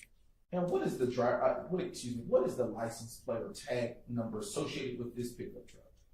I do wear contacts. I think it's BZE 0994. Okay. All right. And we are now publishing State's Exhibit 62, Juliet, Juliet. Dr. Pitts, was this another such vehicle that was impacted or received defects at the Club Crucial location? Yes. Okay. And do you, from this vantage point of the vehicle, see any defects where the cursor once was, but I believe it did move? Okay. Are we able to zoom in some? Yes, that's what I believe is happening. Yes.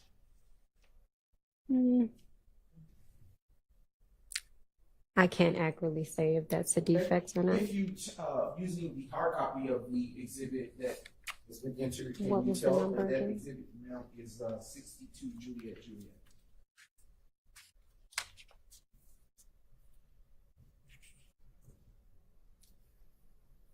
It still appeared to look the same. Okay. So yeah, I can't. All right. Now publishing 63 Juliet, Juliet.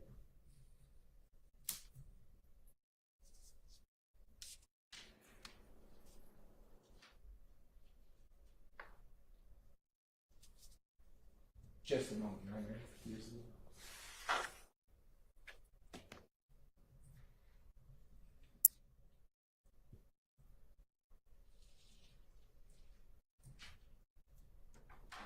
Thank you, Ms. Knight.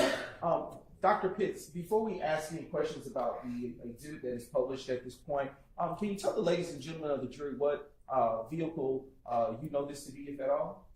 What type of vehicle, I should say? Based on the emblem, it looks like a Ford or BMW.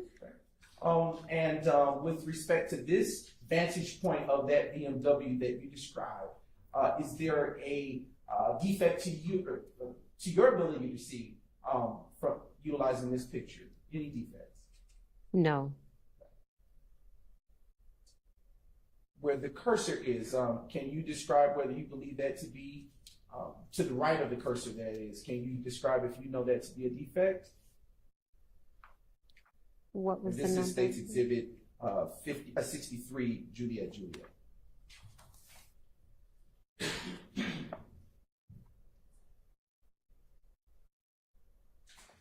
Okay, I can't accurately say that. No. no problem. Publishing 64, Juliet, Juliet. And Dr. Pitts, with this passenger side view of the BMW, are you able to distinguish if you see any defects to this portion of the car? I do not see any defects. All right. Now publishing 65, Juliet, Juliet. Dr. Pitts, do you see anything of this, of pertinent on this picture that would look like defects to you? Yes. Okay. Where on this photograph do you see defects? It appears to be a defect at the top of the trunk. Okay. And then on the bottom lower area of the fender, the back fender. And what is the driver, what is the tag number that is associated, if you can make it out, associated with this vehicle? I think that's PYI4970. Right. Now publishing the next State's Exhibit, which is State's Exhibit 68, Juliet, Juliet. What type of vehicle, based on this photo, can you tell, make this out to be? This is a Volvo. And is there a tag number that you can see associated with this vehicle? Yes. What is that tag number, Dr. Pitts? Can we zoom in Yes, just so ma'am. I can get the first? The first letter appears to be maybe PTG7271, Okay. What state is that tag associated with? Georgia. And do you see any defects to this vehicle here on this view? No. Now publishing State's Exhibit 70, Juliet, Juliet. What about here, Dr. Pitts? Do you see any defects that drew your attention when you processed this crime scene and this vehicle on it? No. All right.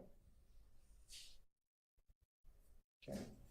What about in State's Exhibit 71, Juliet, Juliet, which is getting ready to be published now, which shows the passenger side? Do you see any such defects that drew your attention? Can we zoom in a little more? And I believe that is about as far as the technology will allow. But It appears to be something on the passenger front door. And if we can put the cursor on the passenger front door, is that what you're saying to be that something, is it above or beneath the cursor? The cursor disappeared. It's above. Okay. And is that what you believe to be a defect to this vehicle?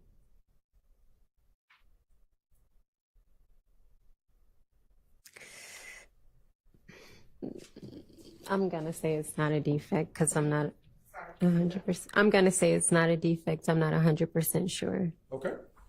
Now showing you what has been pre-marked and admitted as State's Exhibit 72, Juliet.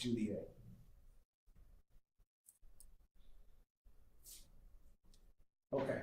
Utilizing this exhibit, Doctor, is there anything that you see in terms of defects to the front of this vehicle? No. All right. Now publishing State's Exhibit 73, Juliet. Dr. Pitts, are you able to say that, do you see anything that may appear or resemble to be a defect on this portion of the car? Yes. And is that what you would believe to be a defect? Yes. Now publishing State's Exhibit 74, Juliet. And Dr. Pitts, using this exhibit, can you tell what type of vehicle this is? A Nissan Sentra. And what's the, if we can zoom in, does there appear to be a permanent or a temporary tag here? It's a drive-out tag. And I know this may be a little smaller, but can you make out those letters or numbers? You can see them? 14310132. And what appears to be the expiration date? May 29th, 2015. Okay, now publishing State's Exhibit 76, Juliet.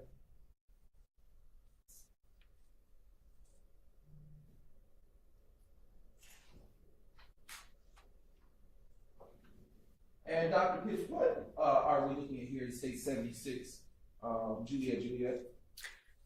The driver's side of this vehicle with defects. How many windows do you see to have defects or damage? 3. Okay. And okay. Now showing you State's Exhibit 77, Juliet.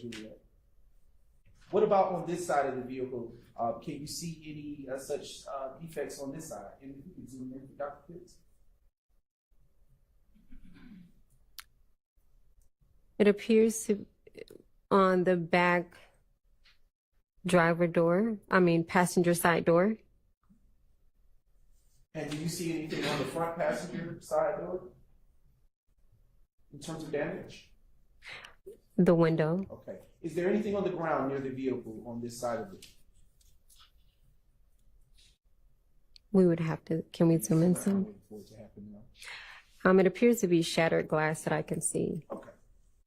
Now turning your attention to the next State's Exhibit, which is State's Exhibit 78, Juliet. Dr. Pitts, do you see any such damage to the front of the vehicle? No. Okay. Next State's Exhibit, please. Actually, if we may zoom in right there, Dr. Pitts, can you see any damage where the cursor was pointed, just be above it? Yes. And what does that damage appear to be to you? It appears that it is a defect in the windshield. All right, next State's Exhibit, please. Now publishing your viewing State's Exhibit 80, Juliet. Dr. Pitts, is this a different vehicle from the last one that we just viewed? Yes. And what type of vehicle do you know this to be, if at all? This is a Impala Chevrolet And SS. And does there appear to be any damage or defects to this vehicle? Yes. Where do you see them? The back window. All right. Is the back window fully intact, or does there seem to be some other type of damage to it? It has a defect and it's shattered. Showing you now Dr. Pitts State's Exhibit 82, Juliet. And what are we looking at here? Thank you. Another drive-out tag or a temporary tag. All right. And can you make out those digits and numbers? 14223 495. And does there appear to be an expiration associated with those temporary tags? Yes. What is that date? June 2nd, 2015. Now, publishing 81, Juliet.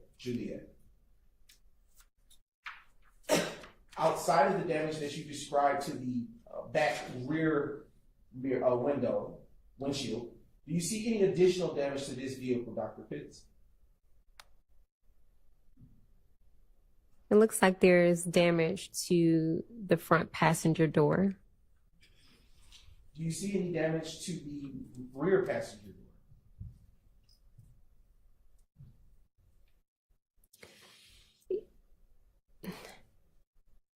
It looks like it could be a scrape or a dent, but I would maybe need to zoom in some.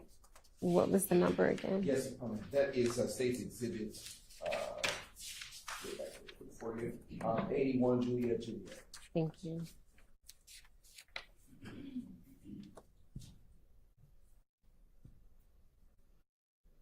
Yeah, it still appears to be maybe as if it's some type of scraping. Okay. Do the windows appear to be shattered as the back windshield, or do they look intact from this vantage point? They appear to be intact. Dr. Pitts, if you could zoom out just a bit, Ms. Knight, can you tell if this vehicle is parked properly within the space that it should be, or is there something different going on with this vehicle? It's in 2 lanes. Showing you now the next State's Exhibit, 83 Juliet. And if we could just zoom in partially. Dr. Pitts, do you see any damage to this portion of the vehicle, the driver's side?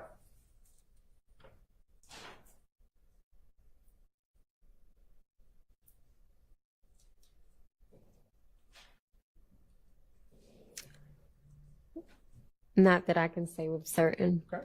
And I want to go up to the top left-hand corner of this photo. Dr. Pitts, do you know any of those individuals that appear to be positioned in this photo? I do not. Okay. Did anyone come up to you and tell you that anything about these vehicles at all or anything? No. Okay. All right.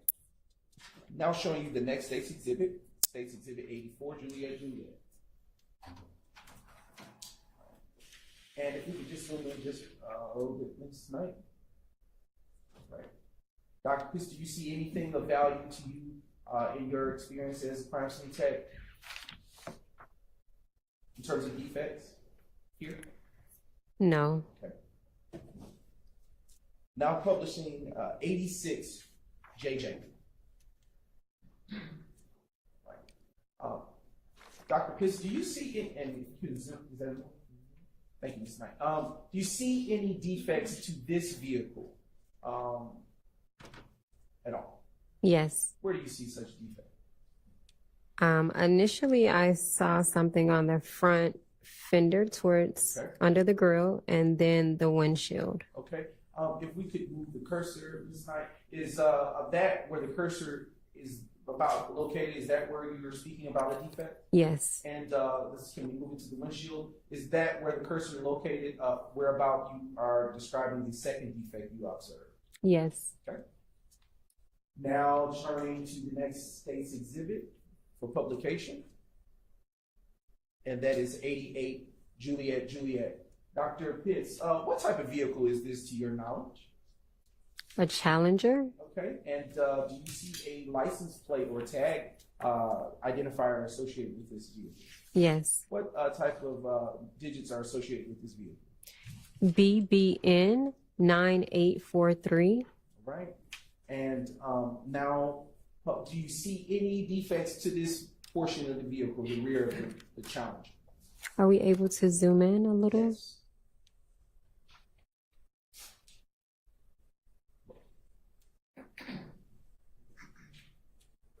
No. Okay.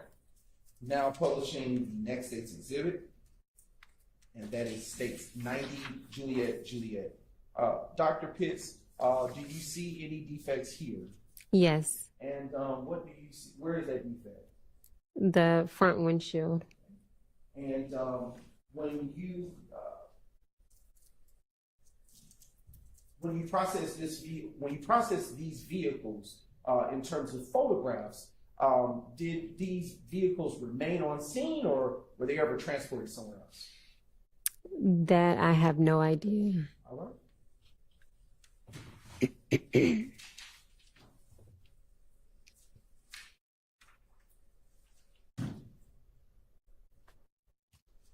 And Dr. Pitts,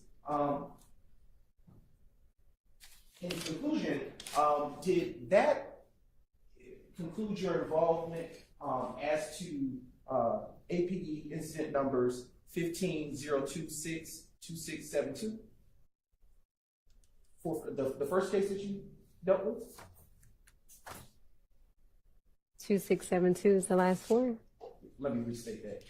As to all that you testified today, did that conclude your involvement with the first case that you testified about regarding APD case number 15-026-2672?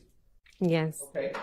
As to the second case that you testified about, did all that you testified about conclude your involvement with respect to 15-118-0288? Yes. And as to the last case to which you testified about, that being APD incident number 15-028-0046, did that conclude your involvement with that case? Yes. Your Honor, the state has no further questions. All right, thank you. Are there defense questions for this witness? On behalf of Mr. Williams, we have no questions. No questions. Okay.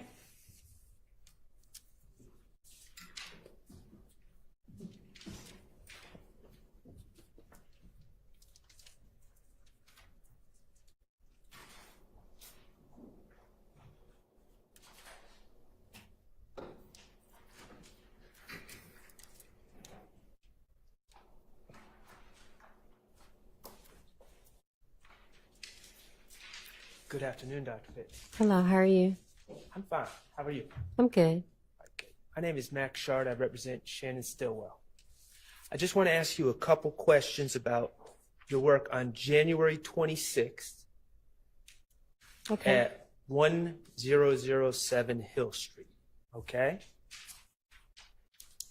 Okay. All right. And if you need to refer to your reports, just let me know, and then that's fine, but we just need to, for the record, just make it clear that you're referring to your report, okay? Okay. All right, thank you. As I understand, you were the crime scene technician on that scene, correct? Yes. Okay, and were you the only crime scene technician on that scene? Yes. All right. And I understand your testimony is that you took a large amount of photographs and also collected shell cases. Yes. Okay. Now, when you're at a crime scene working as a crime scene tech, do you dictate your actions or do you follow the responding officer? How does that work? It's based off of my discretion. The first responding officer really just briefs me during that initial walkthrough of what they've uncovered, but no, they do not tell me or lead me on how to process a crime scene. Okay. And these shell casings, I believe your testimony is you've collected 65 documented and collected 65 shell casings from that scene. Is that correct? Yes, based on my notes, yes. Okay. And I'm not asking for an exact measurement, but with your fingers, I guess, could you show the jury how large these shell casings are? Are we able to pull up a photo so I can make sure that I'm referencing the correct shell casing? I believe it's the batch labeled GG. Is it starting with 1 GG? Okay. I know that there's some photos in there of different shell casings.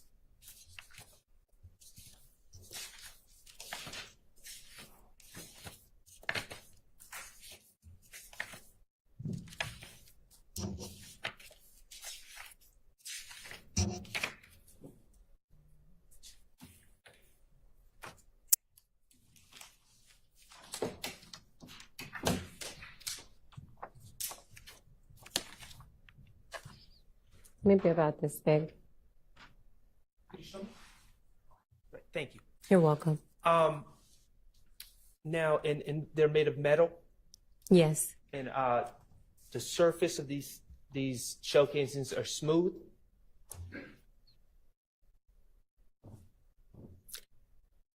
Yes, I guess. I'm not an expert in the manufacturing of shell casings. Okay, well, when you collect them, do they appear to be smooth, the surface? For the most part, yes. All right. Are you familiar, as part of a crime scene technician's role, you're trained to collect fingerprints? We are trained to process for fingerprints. Okay, and thank you for that correction. When you say, you corrected me, I said collect, you said process. Could you explain what you mean by process?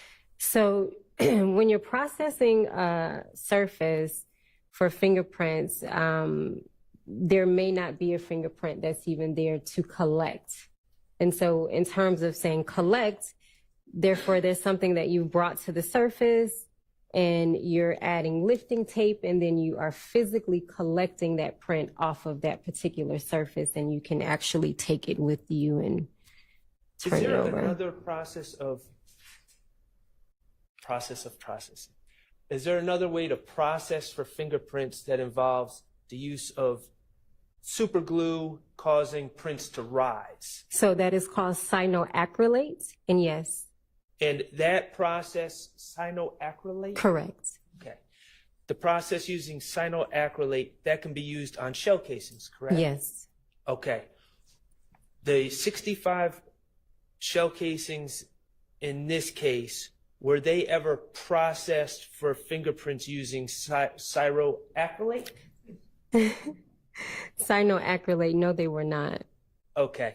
And were they processed for fingerprints using any other method of processing evidence for prints? Let me refer to my report.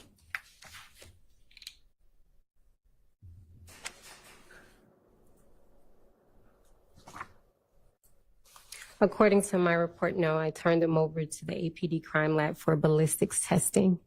Okay, thank you. You're welcome. Any other defense counsel with questions for this witness?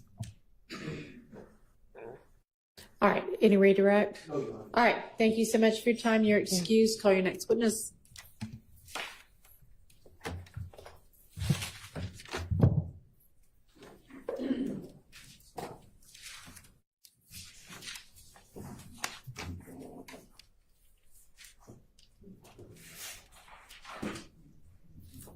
Honor, at the time, the state calls crime scene director Porter on gun report.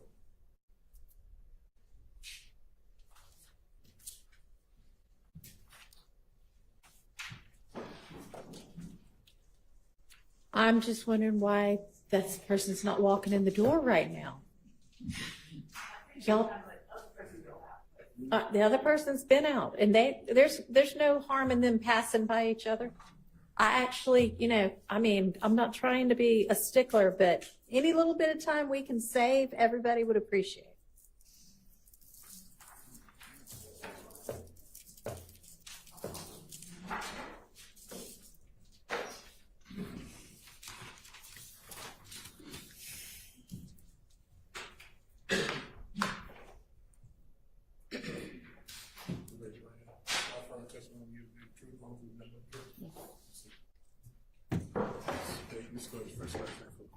Okay.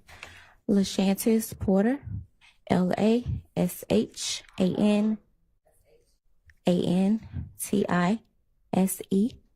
last name Porter, Porter. Ms. Porter, good afternoon. Hey, how are you? Ms. Porter, did you change your name? Did your name change? Yes. And what did you go by formerly? Hill. Where do you currently work, Ms. Porter? Atlanta Police Crime Scene Unit. And how long have you worked for APD? For 19 years. Can you tell the jury what your current role is? I am a crime scene director for the Atlanta Police Department. And what are some of your responsibilities in that role? I ensure that the crime scene technicians are doing their jobs properly, processing evidence properly, collecting evidence properly. I also manage our customer service section where they do background checks.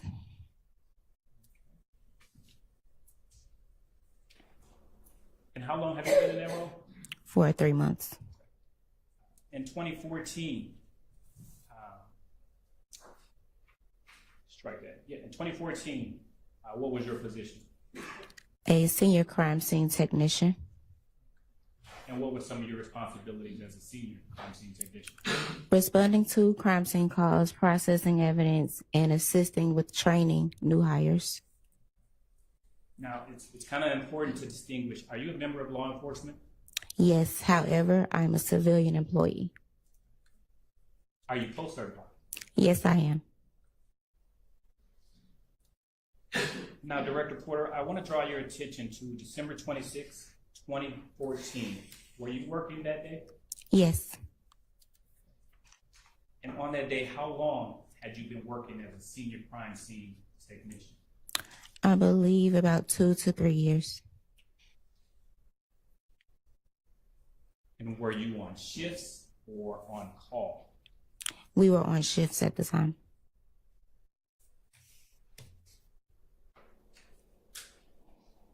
And what was your shift? I was 4 p.m. to 12 a.m. Were you alone or with a partner? I was alone.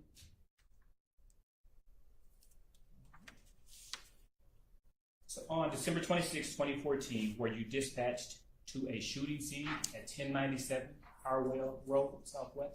Yes, Now, was this a business or residential area? it was a business. What business? The Blue Flame. Have you been to this business before? At the time, I'm not sure if I had. Is this business located in Fulton County? Yes, Do you know what time you were dispatched? I was dispatched at 9:29 p.m.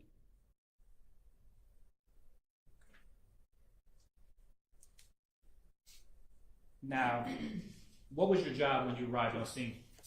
My job was to process the scene by taking photos and collecting the evidence that needed to be collected.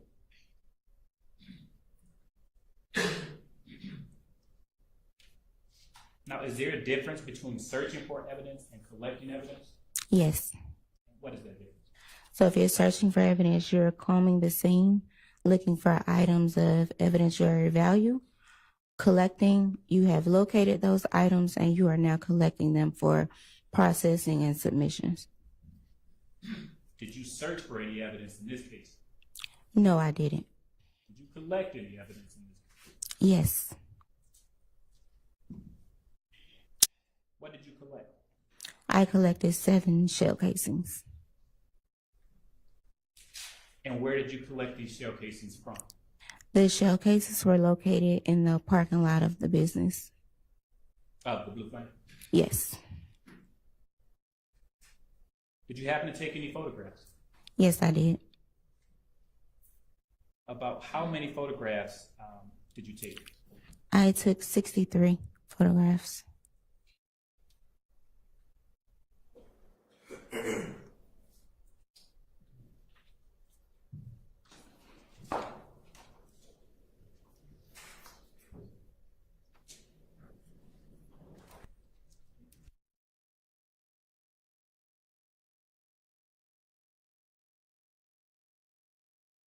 You actually photographed, took your photograph?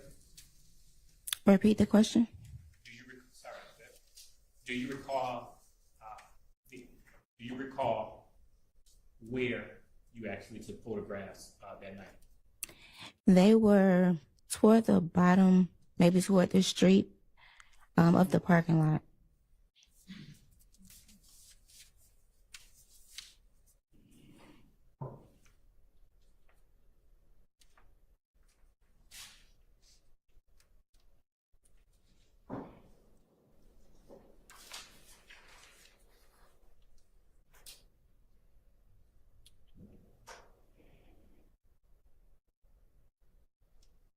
And the shell casings that you collected, were they all of the same type?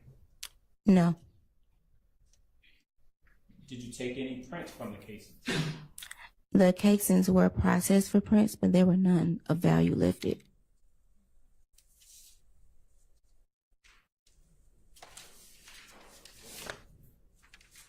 All right. What did you do with the shell casings you did collect? Once they were collected and processed, they were submitted to our APD crime lab for ballistics analysis. Did you perform any ballistics testing? No. Now, what did you do with the photographs? The photographs were placed on a disc and sent to our photo lab.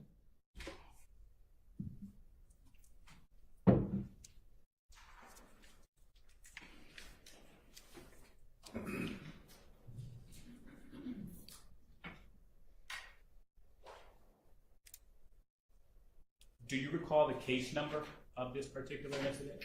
No, I don't. Would looking at your report help refresh your memory? Yes. Your Honor, permission to approach? Yes. Let's take a look at that. I want you to have a moment to look at it. Look up at me.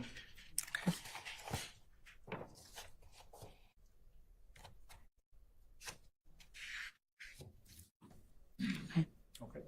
And what was that case number? It was 143602137. Now, would your crime scene report have the same report number as the APD report number? Yes.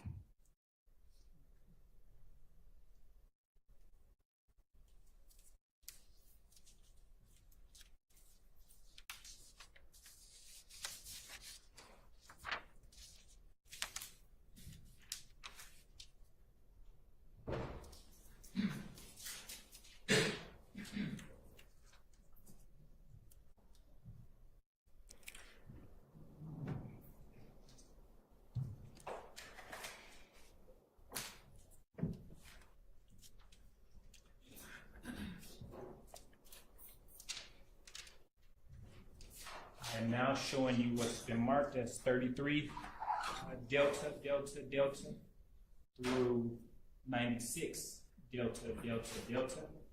Permission to approach, Your Honor? You may. And these have been previously served to defense counsel.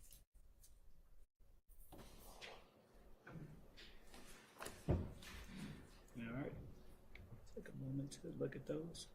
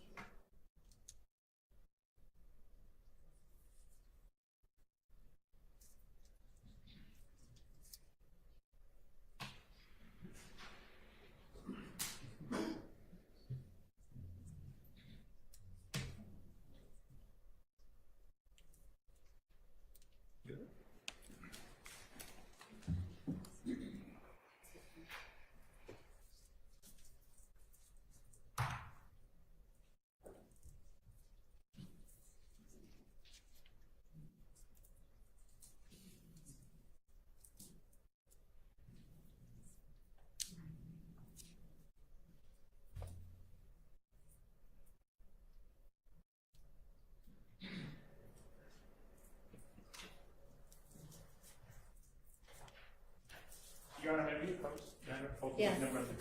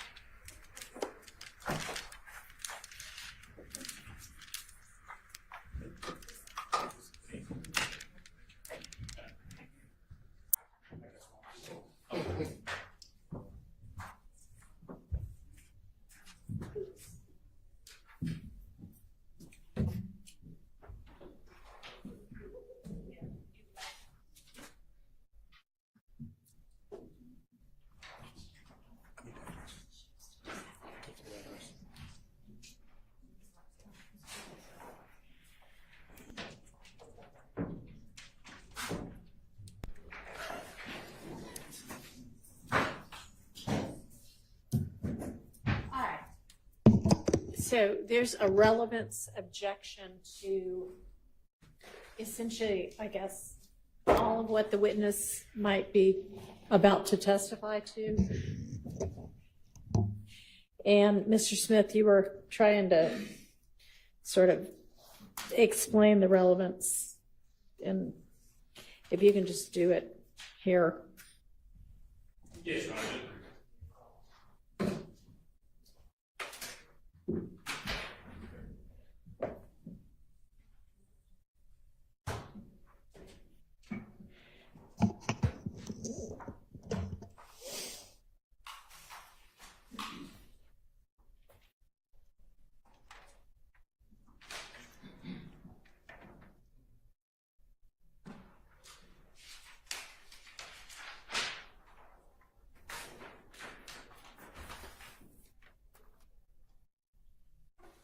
Whenever you're ready.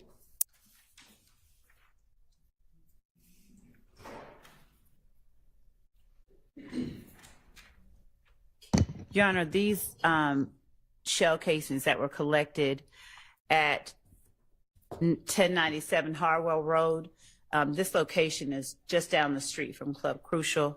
It happened December 26, 2014, and it produced a NIBIN hit to 2905 Springdale Road, which occurred on January 28, 2015. One of the other cases that the state has presented evidence on.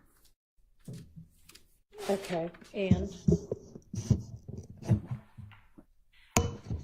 so, Your Honor, as we're talking about the shootings and the violence that has occurred throughout this investigation, the shell casings, the fact that there is this NIBIN hit, it just shows various locations. We're not going to say this person had it in their hands, but the fact that there are NIBIN hits to locations that are in close proximity to locations where we know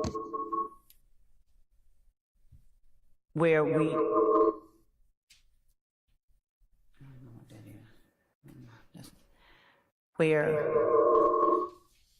I have no idea why it's doing that.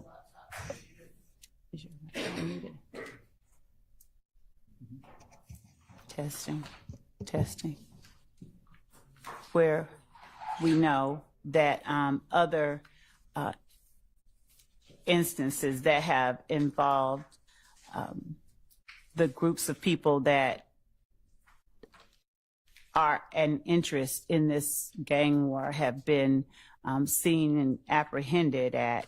We believe that it's relevant because it tends to show that this particular firearm was used in at more than one location and more than one incident. So the connection of the locations by shell casings is not like it's 2 years earlier or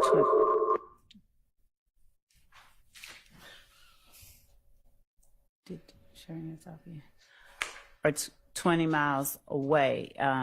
The proximity and temporal proximity of the locations are what we believe make it relevant. All right, and which group is it that is alleged to, that the state's theory at least, committed this, you said Springdale Road in this? Yes, so 2905 Springdale Road, yes, on January the 28th, which was, right. And Your Honor, we are not going to always in each case be able to say this person had this gun. Right, but I mean, was this alleged to be 2 YSL shootings? No, or the 2905 Springdale Road, just 1 second, was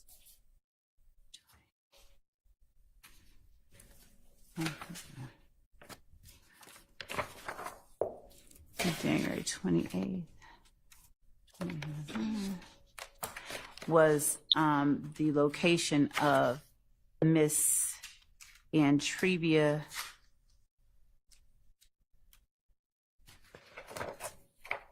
is the location of one of the witnesses that we have. The Springdale Road. Yes. Right. And who is alleged to, or which group is alleged to have committed that shooting? There was, during interviews, there was an allegation. The groups that were alleged to have been involved were the groups that are listed, YSL and F Gang. But Okay. I cannot say there. So for the Blue Flame and then for Springdale Road, is YSL the group alleged to have committed those shootings? Not for Blue Flame, we don't know. But the Okay. Springdale Road, there was an allegation that YSL committed the Springdale Road shooting. Okay. We don't know who committed the Blue Flame, but we do know that the shell casings that were at Springdale Road were also fired at the, they are producing NIBA matches to a location just a mile away from Club Crucial, in the latter part of December 2014. All right. And is this Club Crucial, or not, I'm sorry, is this Blue Flame shooting anywhere in the indictment?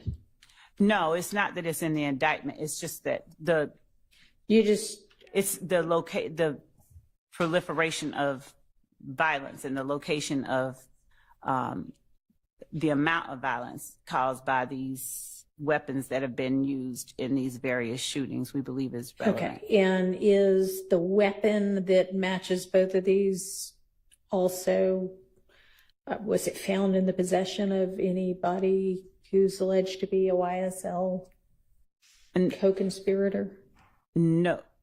Let me make sure about that. Hang on. Do y'all even have the weapon that these two things match? No, we don't have the weapon. We have shell casings, but not the gun in this particular case. And so we don't, and we're in showing the back and forths, we're showing the amount of shootings. Okay. So I know that for a lot of the different incidents, there is a theory that, there is one shooting by one gang against another, and then the other gang retaliates against the first gang, and it goes back and forth, back and forth. Right. Is the Blue Flame shooting alleged to have been any part of that back and forth, back and forth? We don't have that. We don't, in as much as we don't know who committed that, all that we know is that the weapons used there were Niven hits too. Okay. So you just want to show that I assume we'll have some evidence that in some way ties YSL to the Springdale Road shooting, and you want to be able to show that somebody involved in that might have been involved in some other shooting, just to show that they shoot things up a lot. Well, the count one of this indictment alleges exactly that. Okay, but this isn't an overt act in count one of the indictment, right? No, but it's it's not an overt act. No, the Blue Flame, no, but it is. I guess our position is it doesn't need to be an overt act to be proof of something that we are showing. Has there been any prior notice about this? Any argument that it's 404B or intrinsic? Well, we have not. Yes or no? No, I don't think we have. No. All right, I'm going to sustain that relevance objection.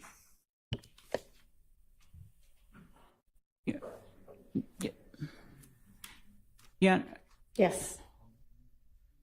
I'm going to exclude it based on relevance, 403, lack of notice. Yeah, yes, ma'am. Well, Your Honor, in as much as it has produced a Niven hit and that they have known, we have provided that information from day one. This is not something that has been kept. And in as much as it is a firearm that has been used in a shooting that we believe was committed by and perpetrated by one of the, or at least a member or associate of the enterprise that we're talking about for a reason that Okay, well, I asked you if you had anything that tied this gun to a particular YSL co-conspirator, and you said no. I'm sorry, but we said that 2905 Springdale Road is a location that we have heard from interviews that a YSL person shot up. We don't have a particular YSL person. And the fact that that same firearm was used about a month earlier at a location about a mile away from where other YSL shootings occurred, we believe that makes it intrinsic. We've not argued, the court asked us, had we argued that? We have not argued it, no, but we do believe that it's intrinsic, it's definitely relevant. The jury could draw the conclusion that this same firearm was used in a different location. It would then be part of the evidence showing the nature of the enterprise that is described and alleged in count 1. So in as much as the relevance, we believe, is that this firearm that we believe was used by a YSL member is used in another location, showing the level of the type of violence, showing the nature of the acts committed by the enterprise. We believe that it certainly meets the very, very, very low burden of relevance, and we believe it meets it. It's more than, the small burden required to be relevant. Okay, well, maybe relevance wasn't the right. And in as much as it's intrinsic, there's not notice that's required for intrinsic evidence. Evidence is just proving an element of count 1. So there's no 404B analysis. There's nothing that has been argued or that suggests that somehow this would cause the jury to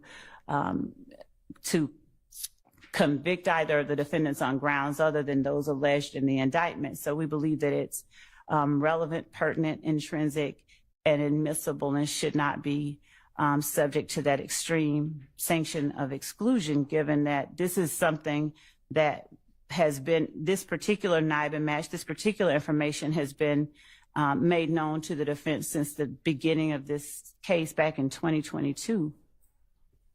So we would ask that the court not exclude this information. And this is not a witness that is going to take a very long time. We have 2 photographs that we're going to publish. We have, I think, about maybe 30 that she took, but 60 that she took, but 2 that we were going to publish. All right. Well, maybe I misunderstood a little bit about what Mr. Smith was saying at the bench. It sounded, and that may be my fault, I thought he was saying the NIBIN match was something that just got learned this week. No. So that was my misunderstanding. No. Maybe you just meant, I don't know what you meant. So you said something about things that had just occurred this week. Well, we just put these witnesses back on the list. But no. Okay. So I'll hear from the defense. Your Honor. Yes, sir. Well, first of all, there's a lot of irrelevant police reports that are included in discovery. Talk into your mic, please. There are many, many irrelevant police reports and irrelevant incidents that are included in discovery. So just because the state put in discovery and we didn't jump up and down doesn't all of a sudden make something relevant or past 403. Your Honor, what the state is not telling you, and quite honestly, I don't think they're being a little misleading. The 2905 Springdale Road address, yes, that's in Trivia Smith's house. No one was ever charged with that. There's no solid evidence whatsoever. The state wants to say, oh, well, we believe YSL is involved. They didn't say a name. They didn't say anyone that's allegedly did the shooting. They have no idea. And, they also know from the discovery, if we're being honest about it, in the discovery, there's several references to Shell Kell shooting up 2905 Springdale Road. Nothing's funny about this. And the reality is They have no clue. The police have no clue. No one was charged with it. And now they want to bring in a separate incident that involves a man, it appears from me reading the police report, a man, Mr. Strozier, who's targeted outside Blue Flame, waiting on his wife to cash out. Probably a robbery. Mr. Strozier has no relation that I know of to either YSL or If Gang or anything else that would suggest this is a back and forth shooting between the two groups. This has nothing to do with anything. Your Honor, if I may respond briefly. Contrary to the belief, I guess, by counsel for defendant Stillwell regarding the information that we provided to the court heard me say, and I maintained what address was at that location. I started to say the name and then I chose not to say all of it. But it is alleged at that time that she had begun seeing Kelvin Watts. And this is the precipitation of the providing of that video where we see Antonio Sledge and Quindarius Zachary saying we ain't going back and forth. She provided this to the police after this shooting, right after this shooting. That's how she interfaced with Detective Dennis. So while a member of YSL, I think Mr. Zachary, said something to the effect of, well, somebody said Shell Kell shot it up. But at the time that this shooting happened, she was dating Mr. Watts. And so there was, it was said sort of sheepishly, the court can hear it, it'll come in, I believe, during other testimony. But the idea that I'm certain there would be a desire that everything that we put in here is considered irrelevant, but it's not, simply because an assertion is made by, one of the accused that it's not relevant. It is in fact relevant. It does not, there's nothing that warrants its exclusion. It meets the very low requirement for relevance, and arguments to the contrary don't take into account the information I believe we've just shared with the court. And no one has ever said anything about the victim in this case. We're not bringing up his name. We're not trying to say he has anything to do with it. But guess what? A lot of the other shootings that occurred, for instance, the location of Miss B, she wasn't an intended target. And that's one of the themes here. We see people who aren't intended targets getting affected by the violence that's perpetrated by persons on behalf of this enterprise. And so in as much as that person's name, Do you have any evidence that the shooting at the Blue Flame was perpetrated on behalf of, at the direction of YSL? Your Honor, what the evidence that we have that we believe suggests that a member of YSL was involved in that is a Nibin hit. Right. Okay. A member of YSL was involved in that is not the same as it was done at the direction of, in furtherance of YSL. And Your Honor, I get that. All you have is that the gun used here is suspected to have,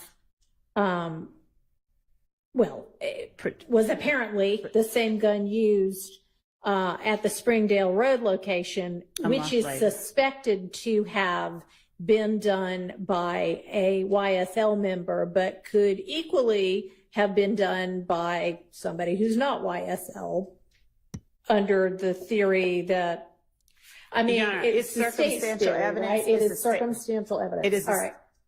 Right. And I mean, yes, you can prove your case based on circumstantial evidence. You have a right to do that. But I do not find that this Blue Flame incident is intrinsic to the issues in this indictment. So I am excluding it. All right. So does that mean that we're done with this witness? Your Honor, if the court's going to exclude that one, then we'll. Your Honor, can we just have a instruction to the jury to just strike the testimony about this incident? Well, they hadn't heard much of anything yet anyway, but yes. All right. Your Honor. Yes. Your Honor, I would ask that, given that the court has decided that it has not heard very much, there's nothing that's prejudicial to anyone that's been presented. We would ask that the court simply allow the state to have no further questions and move forward. They haven't even seen the photographs.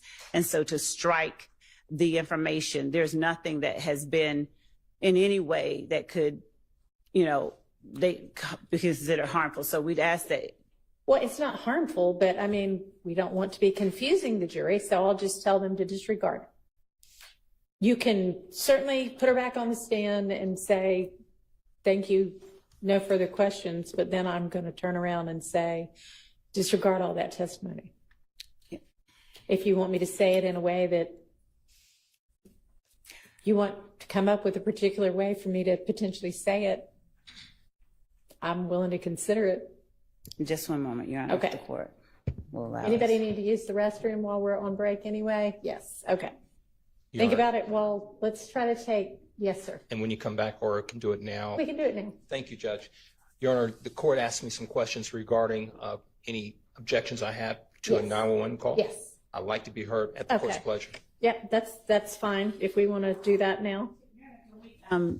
We want to Break craft and it. then- Yes, Yeah. yes, please. Okay, we'll break. We'll do the crafting of the instruction. We'll take the 911 issue up. You can let the jury know it'll be at least 15 more minutes. All right, y'all try to get back here quickly so we can deal with these issues.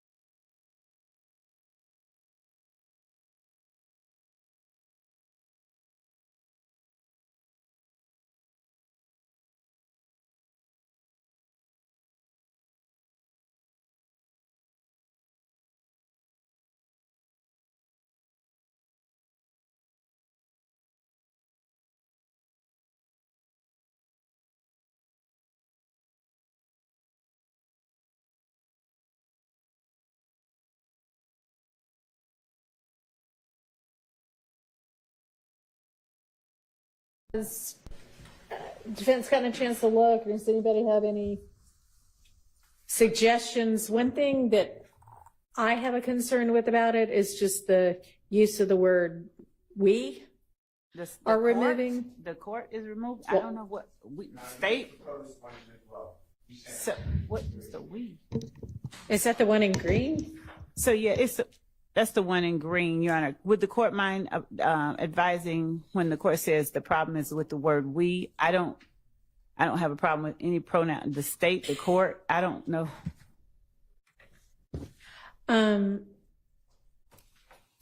This court is removing. Hang on. I haven't gotten anything from y'all, Mr. Steele, and it may be that you just sent it to Ms. Pursfield, and she'll be in here in just a minute. But you want to just tell me what it is? Yeah. Your Honor, it reads, ladies and gentlemen, you are hereby ordered to disregard in its entirety the testimony of the last witness. State may call its next witness. Okay. I mean, I was just going to say you are to disregard the testimony of the last witness, but I understand if you want some sort of a reason why, but it's not. Your Honor, if I may, the other thing is, Your Honor, the court asked us specific questions, and I understand that what the court's ruling is regarding relevance and the admissibility of that evidence. We asked in the second email to the court that it was just a follow-up. It was the same thing. It was just a follow-up with a parenthetical at the bottom that the court allowed, should the state have additional information to present to the court regarding this matter, that we may ask for reconsideration. And that is the only reason that I asked that the court tell the jury that the court, whoever the court wishes, it's being removed. The evidence of incident 1-4. Had she already said the incident number? I believe she had. Didn't you have? She had. That is all that she had said. I think did she say that? Yeah, she had said the incident number and location. She had never said a person's name, and we had not shown or published any photographs or tendered any photographs.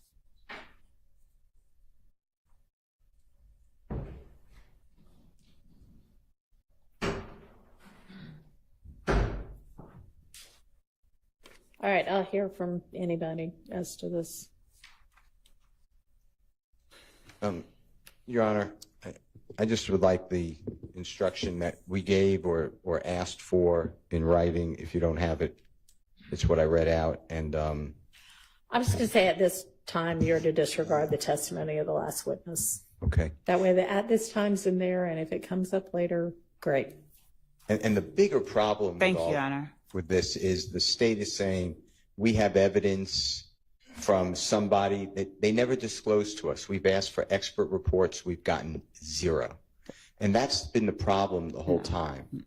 I'm confused now about what you're talking sure. about. Evidence of what? Evidence that YSL member committed the Springdale Yeah. So it's thing? Well, I don't know that would be an expert. Well, what they're saying is gang experts go out and interview people, but we don't have any of those interviews. So we're just, trusting the word of Miss Love. And that happens all the time because we don't get an expert report by saying, why is the blue flame linked to this crime besides just a random hit on a computer database. But that's besides the point. I understand we have a jury. I don't want it to read the incident. It sounds like the court is saying that it happened. It has something to do with this case. We just want to say disregard the witness's testimony. The state can call its next witness. All right. Let's get the jury out. Oh, gosh, you're right. Yes, thank you. Yeah. Short attention span sometimes. Was there something else on this, Ms. Love, before we move to the 911? No, Your Honor. The court intends to give the instruction. I'm just going to say at this time you're to disregard the testimony of the last witness. Thank you. And whenever Mr. Matthews has this. So, Judge, good afternoon. There's a 911 call that is going to be planned to be introduced by the state. It's from a March 12th, 2020 theft of a vehicle call. Your Honor, I have had an opportunity to listen to the 911 call. And based on the 911 call, Your Honor, it's our position that that call is a testimonial call that would be excluded under the confrontation clause. I need to listen to it. Do you know how long after? It's about a minute or two. Oh, no, couple no, of no. I minutes. meant how long after the incident it came in?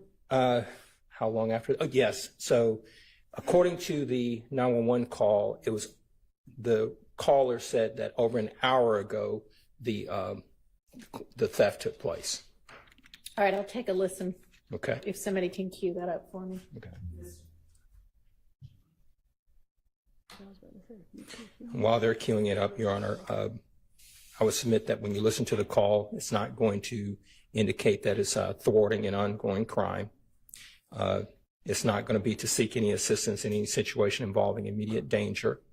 And the callers, Chandler Durham or this other person, hasn't been called as a witness. We've never had an opportunity to cross-examine this person at any prior proceedings or anything of that nature. So this will be the first time. So that's what makes it, in our opinion, testimonial. And the cases that I'd like to cite for the court is going to be two cases, Pitts versus the state, 280 Georgia, 288. That's an 06 case. It's been cited several times. It was one of the recent sightings on it was McCord versus the state, 305 Georgia, 318. It's a 2019 case.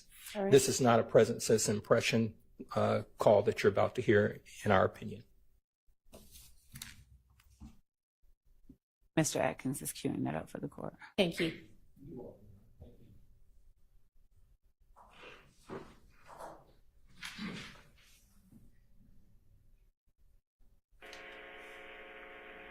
Atlanta 911, operator 7434. What's the location of your emergency? 500 Bishop Street. 500 Bishop Street. You need police, fire, and ambulance. Sweet C. Sweet C. You need police, fire, and ambulance. I can't hear you. Do you need police, fire, or an ambulance? Police. And that's Sweet C, Charlie. Say that again. It's Sweet letter C, Charlie. Yeah, sweet letter C as in Charlie. Yeah. Okay. Is this a business, a house, apartment? It's a business. What's the name of it? Sonico. Sonico. Okay. And what's going on at Sonico? Why you need an officer? Stolen car. Your car was stolen from this location? Yeah. Well, not my car. One of my clients' car was stolen. Okay. What color is the vehicle? It's a black vehicle. Is the owner of the vehicle there? Yes, he is. Okay. Can you ask me what year it is? It's 2019. And what type of car is it? It's a Dodge a Hellcat Red Eye. So is that a Challenger or a Charger? Challenger. You said Hellcat? Yes. Okay. Do we have the tag number available? 1 second. Do we have a description of the person who took the vehicle? No, I don't. When was it taken? Today? Yeah, about 30 minutes ago. What time it is? So about an hour. I guess it's been about an hour. I guess no over an hour. And this is your first time calling? Yep. Okay. The vehicle owner, what's that person's name?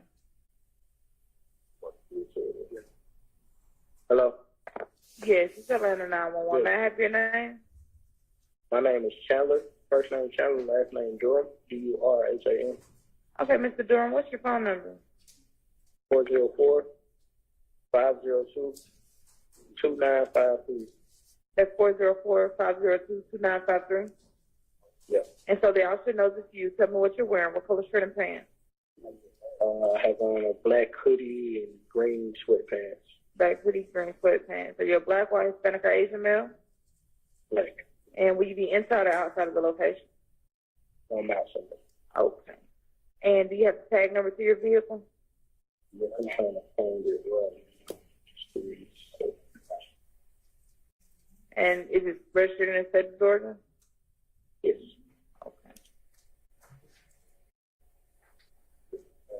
I'm not sure. Do you see the VIN number? You have a VIN number? Let me look on my insurance. I might have that number too. See if I can find my code.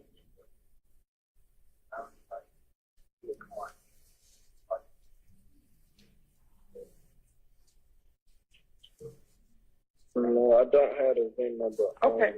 So by the time the officer arrives, you'll need the VIN number or the tag number. I would advise you to go ahead and call your insurance company and ask them for it because they'll be able to give it to you. Okay. All right, thank you.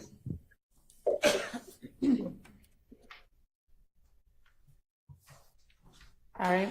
So, Your Honor, the caller initially says, I don't know if the court heard it, but I heard it. It says, need a police report. It's number one. There were two callers on the call. One was the owner of the business. The second one was the victim of the theft of the vehicle. And that description that the court heard, that was the description of Chandler Durham, who says, I have on a black hoodie, I'll be outside, so Seems forth. like they switched the phone over. They switched the phone after a few over. minutes to say, for him to give the details. Right. And Durham says, hey, I have a black hoodie Yeah. on, green pants. I'll be outside when the police get there. So the police get there and then they do some further questioning. So in our, based on the law, Your Honor, this is a testimonial call. It doesn't involve a present sense impression, Your Honor. The court heard the call. And it was over an hour after the theft of the vehicle. So it's not to thwart an ongoing crime. And it's not to seek any assistance in a situation involving immediate danger. They don't know who took the car. They have no other information other than the car is gone when they discover it. So they call in to make a report, have a police officer come out there. Thank you, Judge. I hear from the state. Yes, Judge. Your Honor, clearly this call was made to report the theft of this person's property. He's not trying to implicate anyone, to get anyone in any trouble for any kind of litigation. He's trying to get his car back. And the only thing that he's describing, I believe in all of the cases that we've looked at to, or at least previously with the court's predecessor, when the court was evaluating whether or not it considered a call to be testimonial, and for the purposes of future litigation, it involved a situation where, for instance, someone called to report not an ongoing emergency, but, you know, he's violating his probation or something like that. In this case, Judge, the man's car had just gotten stolen. Even if maybe he had to walk around the parking lot for an hour and he, you know, is really gone. But the fact remains it was gone and he was trying to get it back. He didn't give anyone's description but his own. And he's telling them, I'll be out here waiting on you. So I don't believe that this falls into the category of testimonial, and we believe that it should be admitted, Your Honor. All right. Do you have any case law about, because it's not to report a crime in progress. The crime already occurred. And it maybe, I mean, we don't know whether they just discovered it, even though it occurred in 30 minutes to an hour ago or not. We don't have that information, but it's not a crime in progress and it's not to avert immediate danger. It still also may not be something that anybody objectively would know would be used in a future prosecution. They don't seem to be saying, we think it was, you know, the big bad wolf who stole my car. We're just saying my car's gone. So do you have anything that covers that kind of a situation in case law?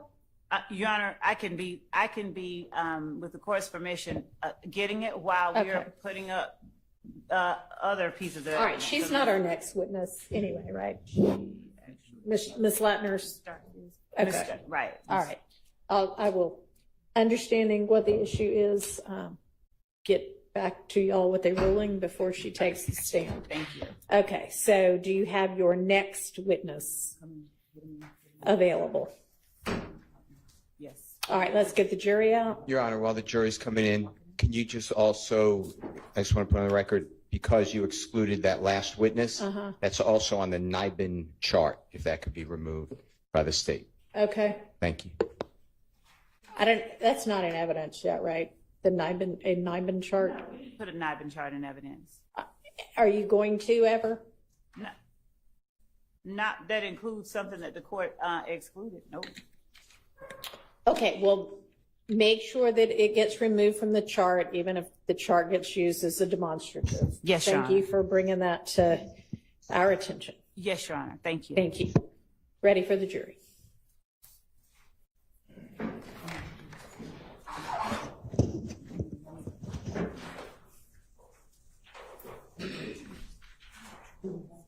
Okay, that's good. Well, hopefully they can get this settled.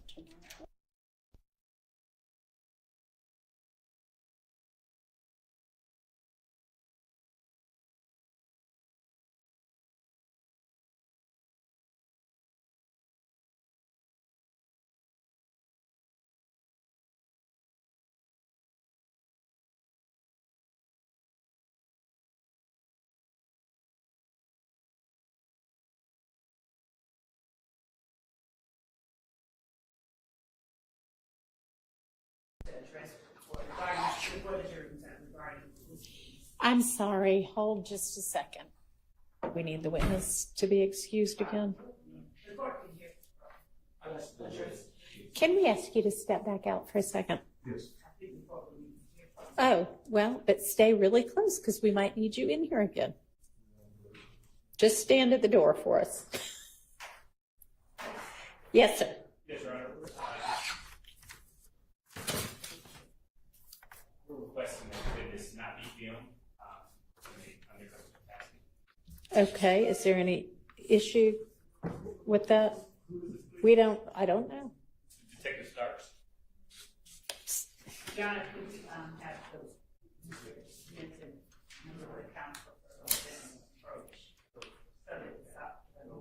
Y'all come on up here.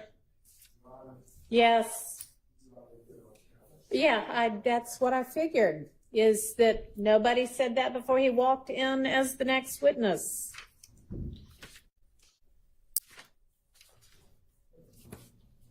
So,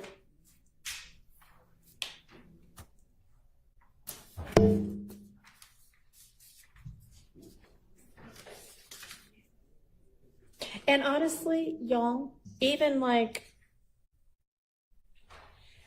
y'all keep skipping around. You will tell everybody it's going to be witnesses A, B, C, D, and E. And then it's witness A, witness E, witness D, witness B. I mean, y'all can't keep your order straight either. He was supposed to be the last witness of the day. At 1:30, when we came back from lunch, he was listed as the last witness of the day. And y'all can change it around if you want to, but And not only that, Your Honor, but circumstances obviously change and we have to adjust, and it's... Okay, well, I mean, I cannot help the fact, he also, I don't think, was listed on the media email from last Friday. Your Honor, probably because you didn't know that he was going to be a witness this right, week. But right. We didn't know that he was going to be a witness, so we're asking, Your Honor, that he not, that his face not be. Y'all knew he was going to be a witness this morning, and you don't bother to think about, oh, by the way, until he's already here on the stand being filmed. Your Honor, if the court remembers, the reason that we give a list of a number of witnesses is so that we are not in the position, that we will not be in a position like yesterday where the court has admonished that we are not to have no one out there. And so as we arrange and rearrange, I'm not faulting you for not having him on last week's list because things changed, but I am saying that if you have concerns about a witness being filmed, then please raise it maybe that morning if that's the first you know you're going to call that witness, and not after the witness is in the courtroom and has been filmed. I don't disagree. Okay, because there is nothing I can do about the fact that he was filmed. So with regard to further filming of him, we are asking that he not be further filmed. Okay. Please. And I Thank think you. that given the reason given, that is reasonable, so I don't have a problem with that. Anybody have a problem with that? Media does not, that are in the courtroom, defense attorneys? Nobody has a problem. All right, fantastic. And that, what have we been doing? Just last initial? No, we, with respect to the name, I don't think that we've been concealing the name. We've just not been showing the faces. So I don't, let me make sure about that because.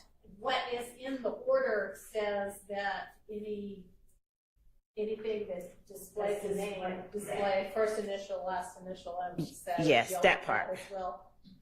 Okay, and then, but audio is fine, right? Just not the victim, the witness's face, Right. not the witness's name. Right, thank you. All righty, so let's stop the filming, get him on the stand. He almost stopped filming altogether.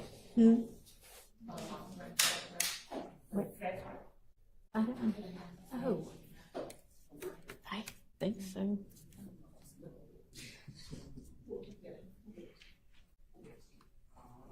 Beats me.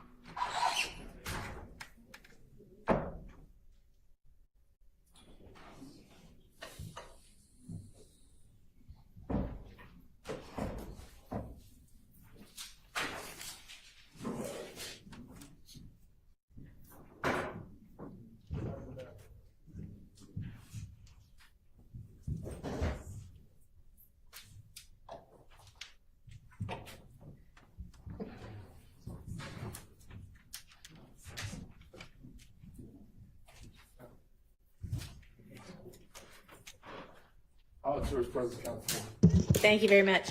All right, ladies and gentlemen, you will notice that there's a different witness in front of you right now, and I'm going to instruct you at this time you are to disregard the testimony of the last witness. If you'll swear this witness for us. I do. That's it.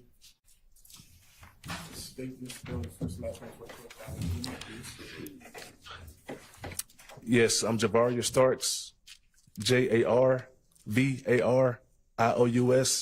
Last name is Starks, Starks. Good afternoon, Detective Starks. Good afternoon. Detective Starks, where do you work? I'm currently employed with the City of Atlanta Police Department. And how long have you been there? I've been employed with the City of Atlanta Police Department since 2012. What is your current position with APD? I'm currently a detective with the Atlanta Police Department. Back in November 2020, what was your position? I was a detective. What are some of your responsibilities as a detective? I investigate things such as robberies, homicides, auto thefts, entering autos, burglaries, shoplifting.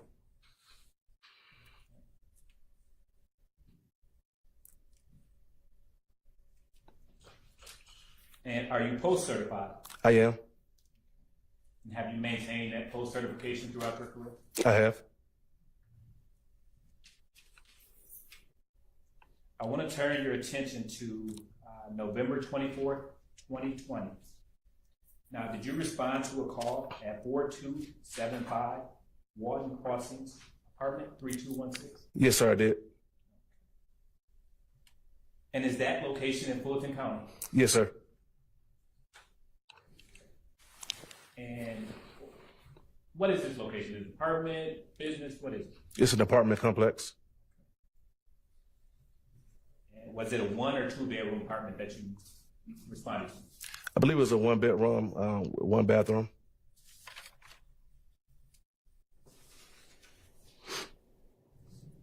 Now, can you orient the jury on why you were called? Yes. So I responded to the location to assist with a search warrant. The warrant was for a person and for ammunition, guns, and cellular devices.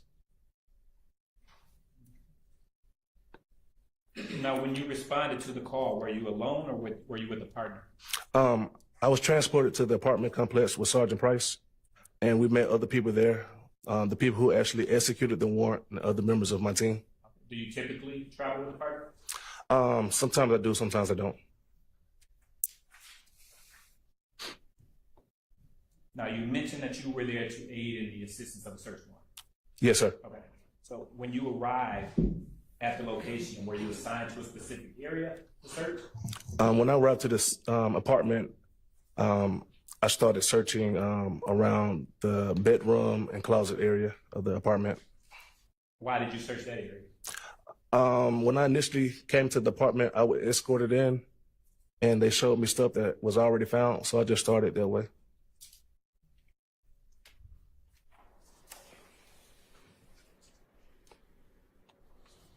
Did you find anything in the bedroom?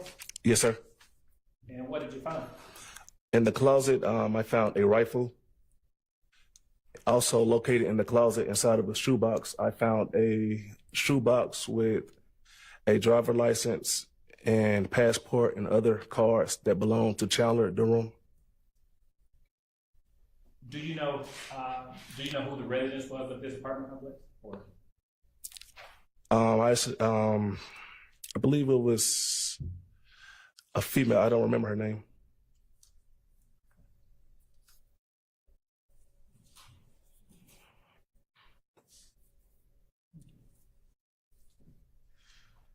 What did you do with the items that you found?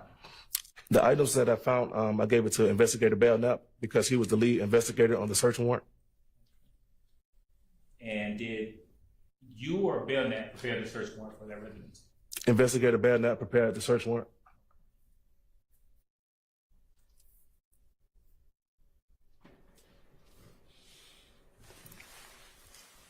Did you prepare a report in this case? No, sir, I did not.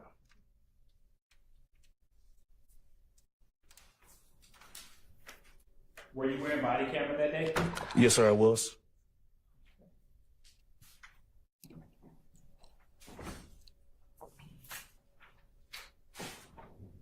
Permission to approach, Your Honor? You may. I am now showing you what's been pre-marked as 6-3 Paul, and 4 Paul. Take a look at those.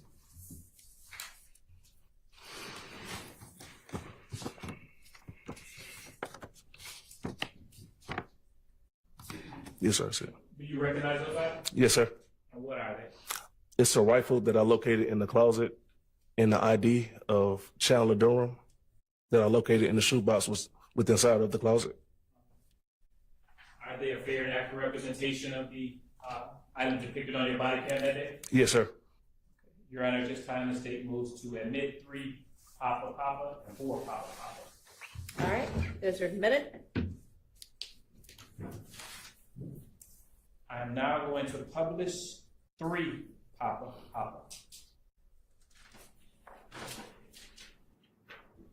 And Detective Starks, what are we, tell the jury what is depicted in 3 Papa.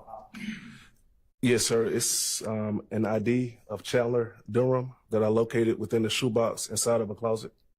And what else was in that shoebox? A passport, I believe some debit cards, credit cards of Chandler Durham.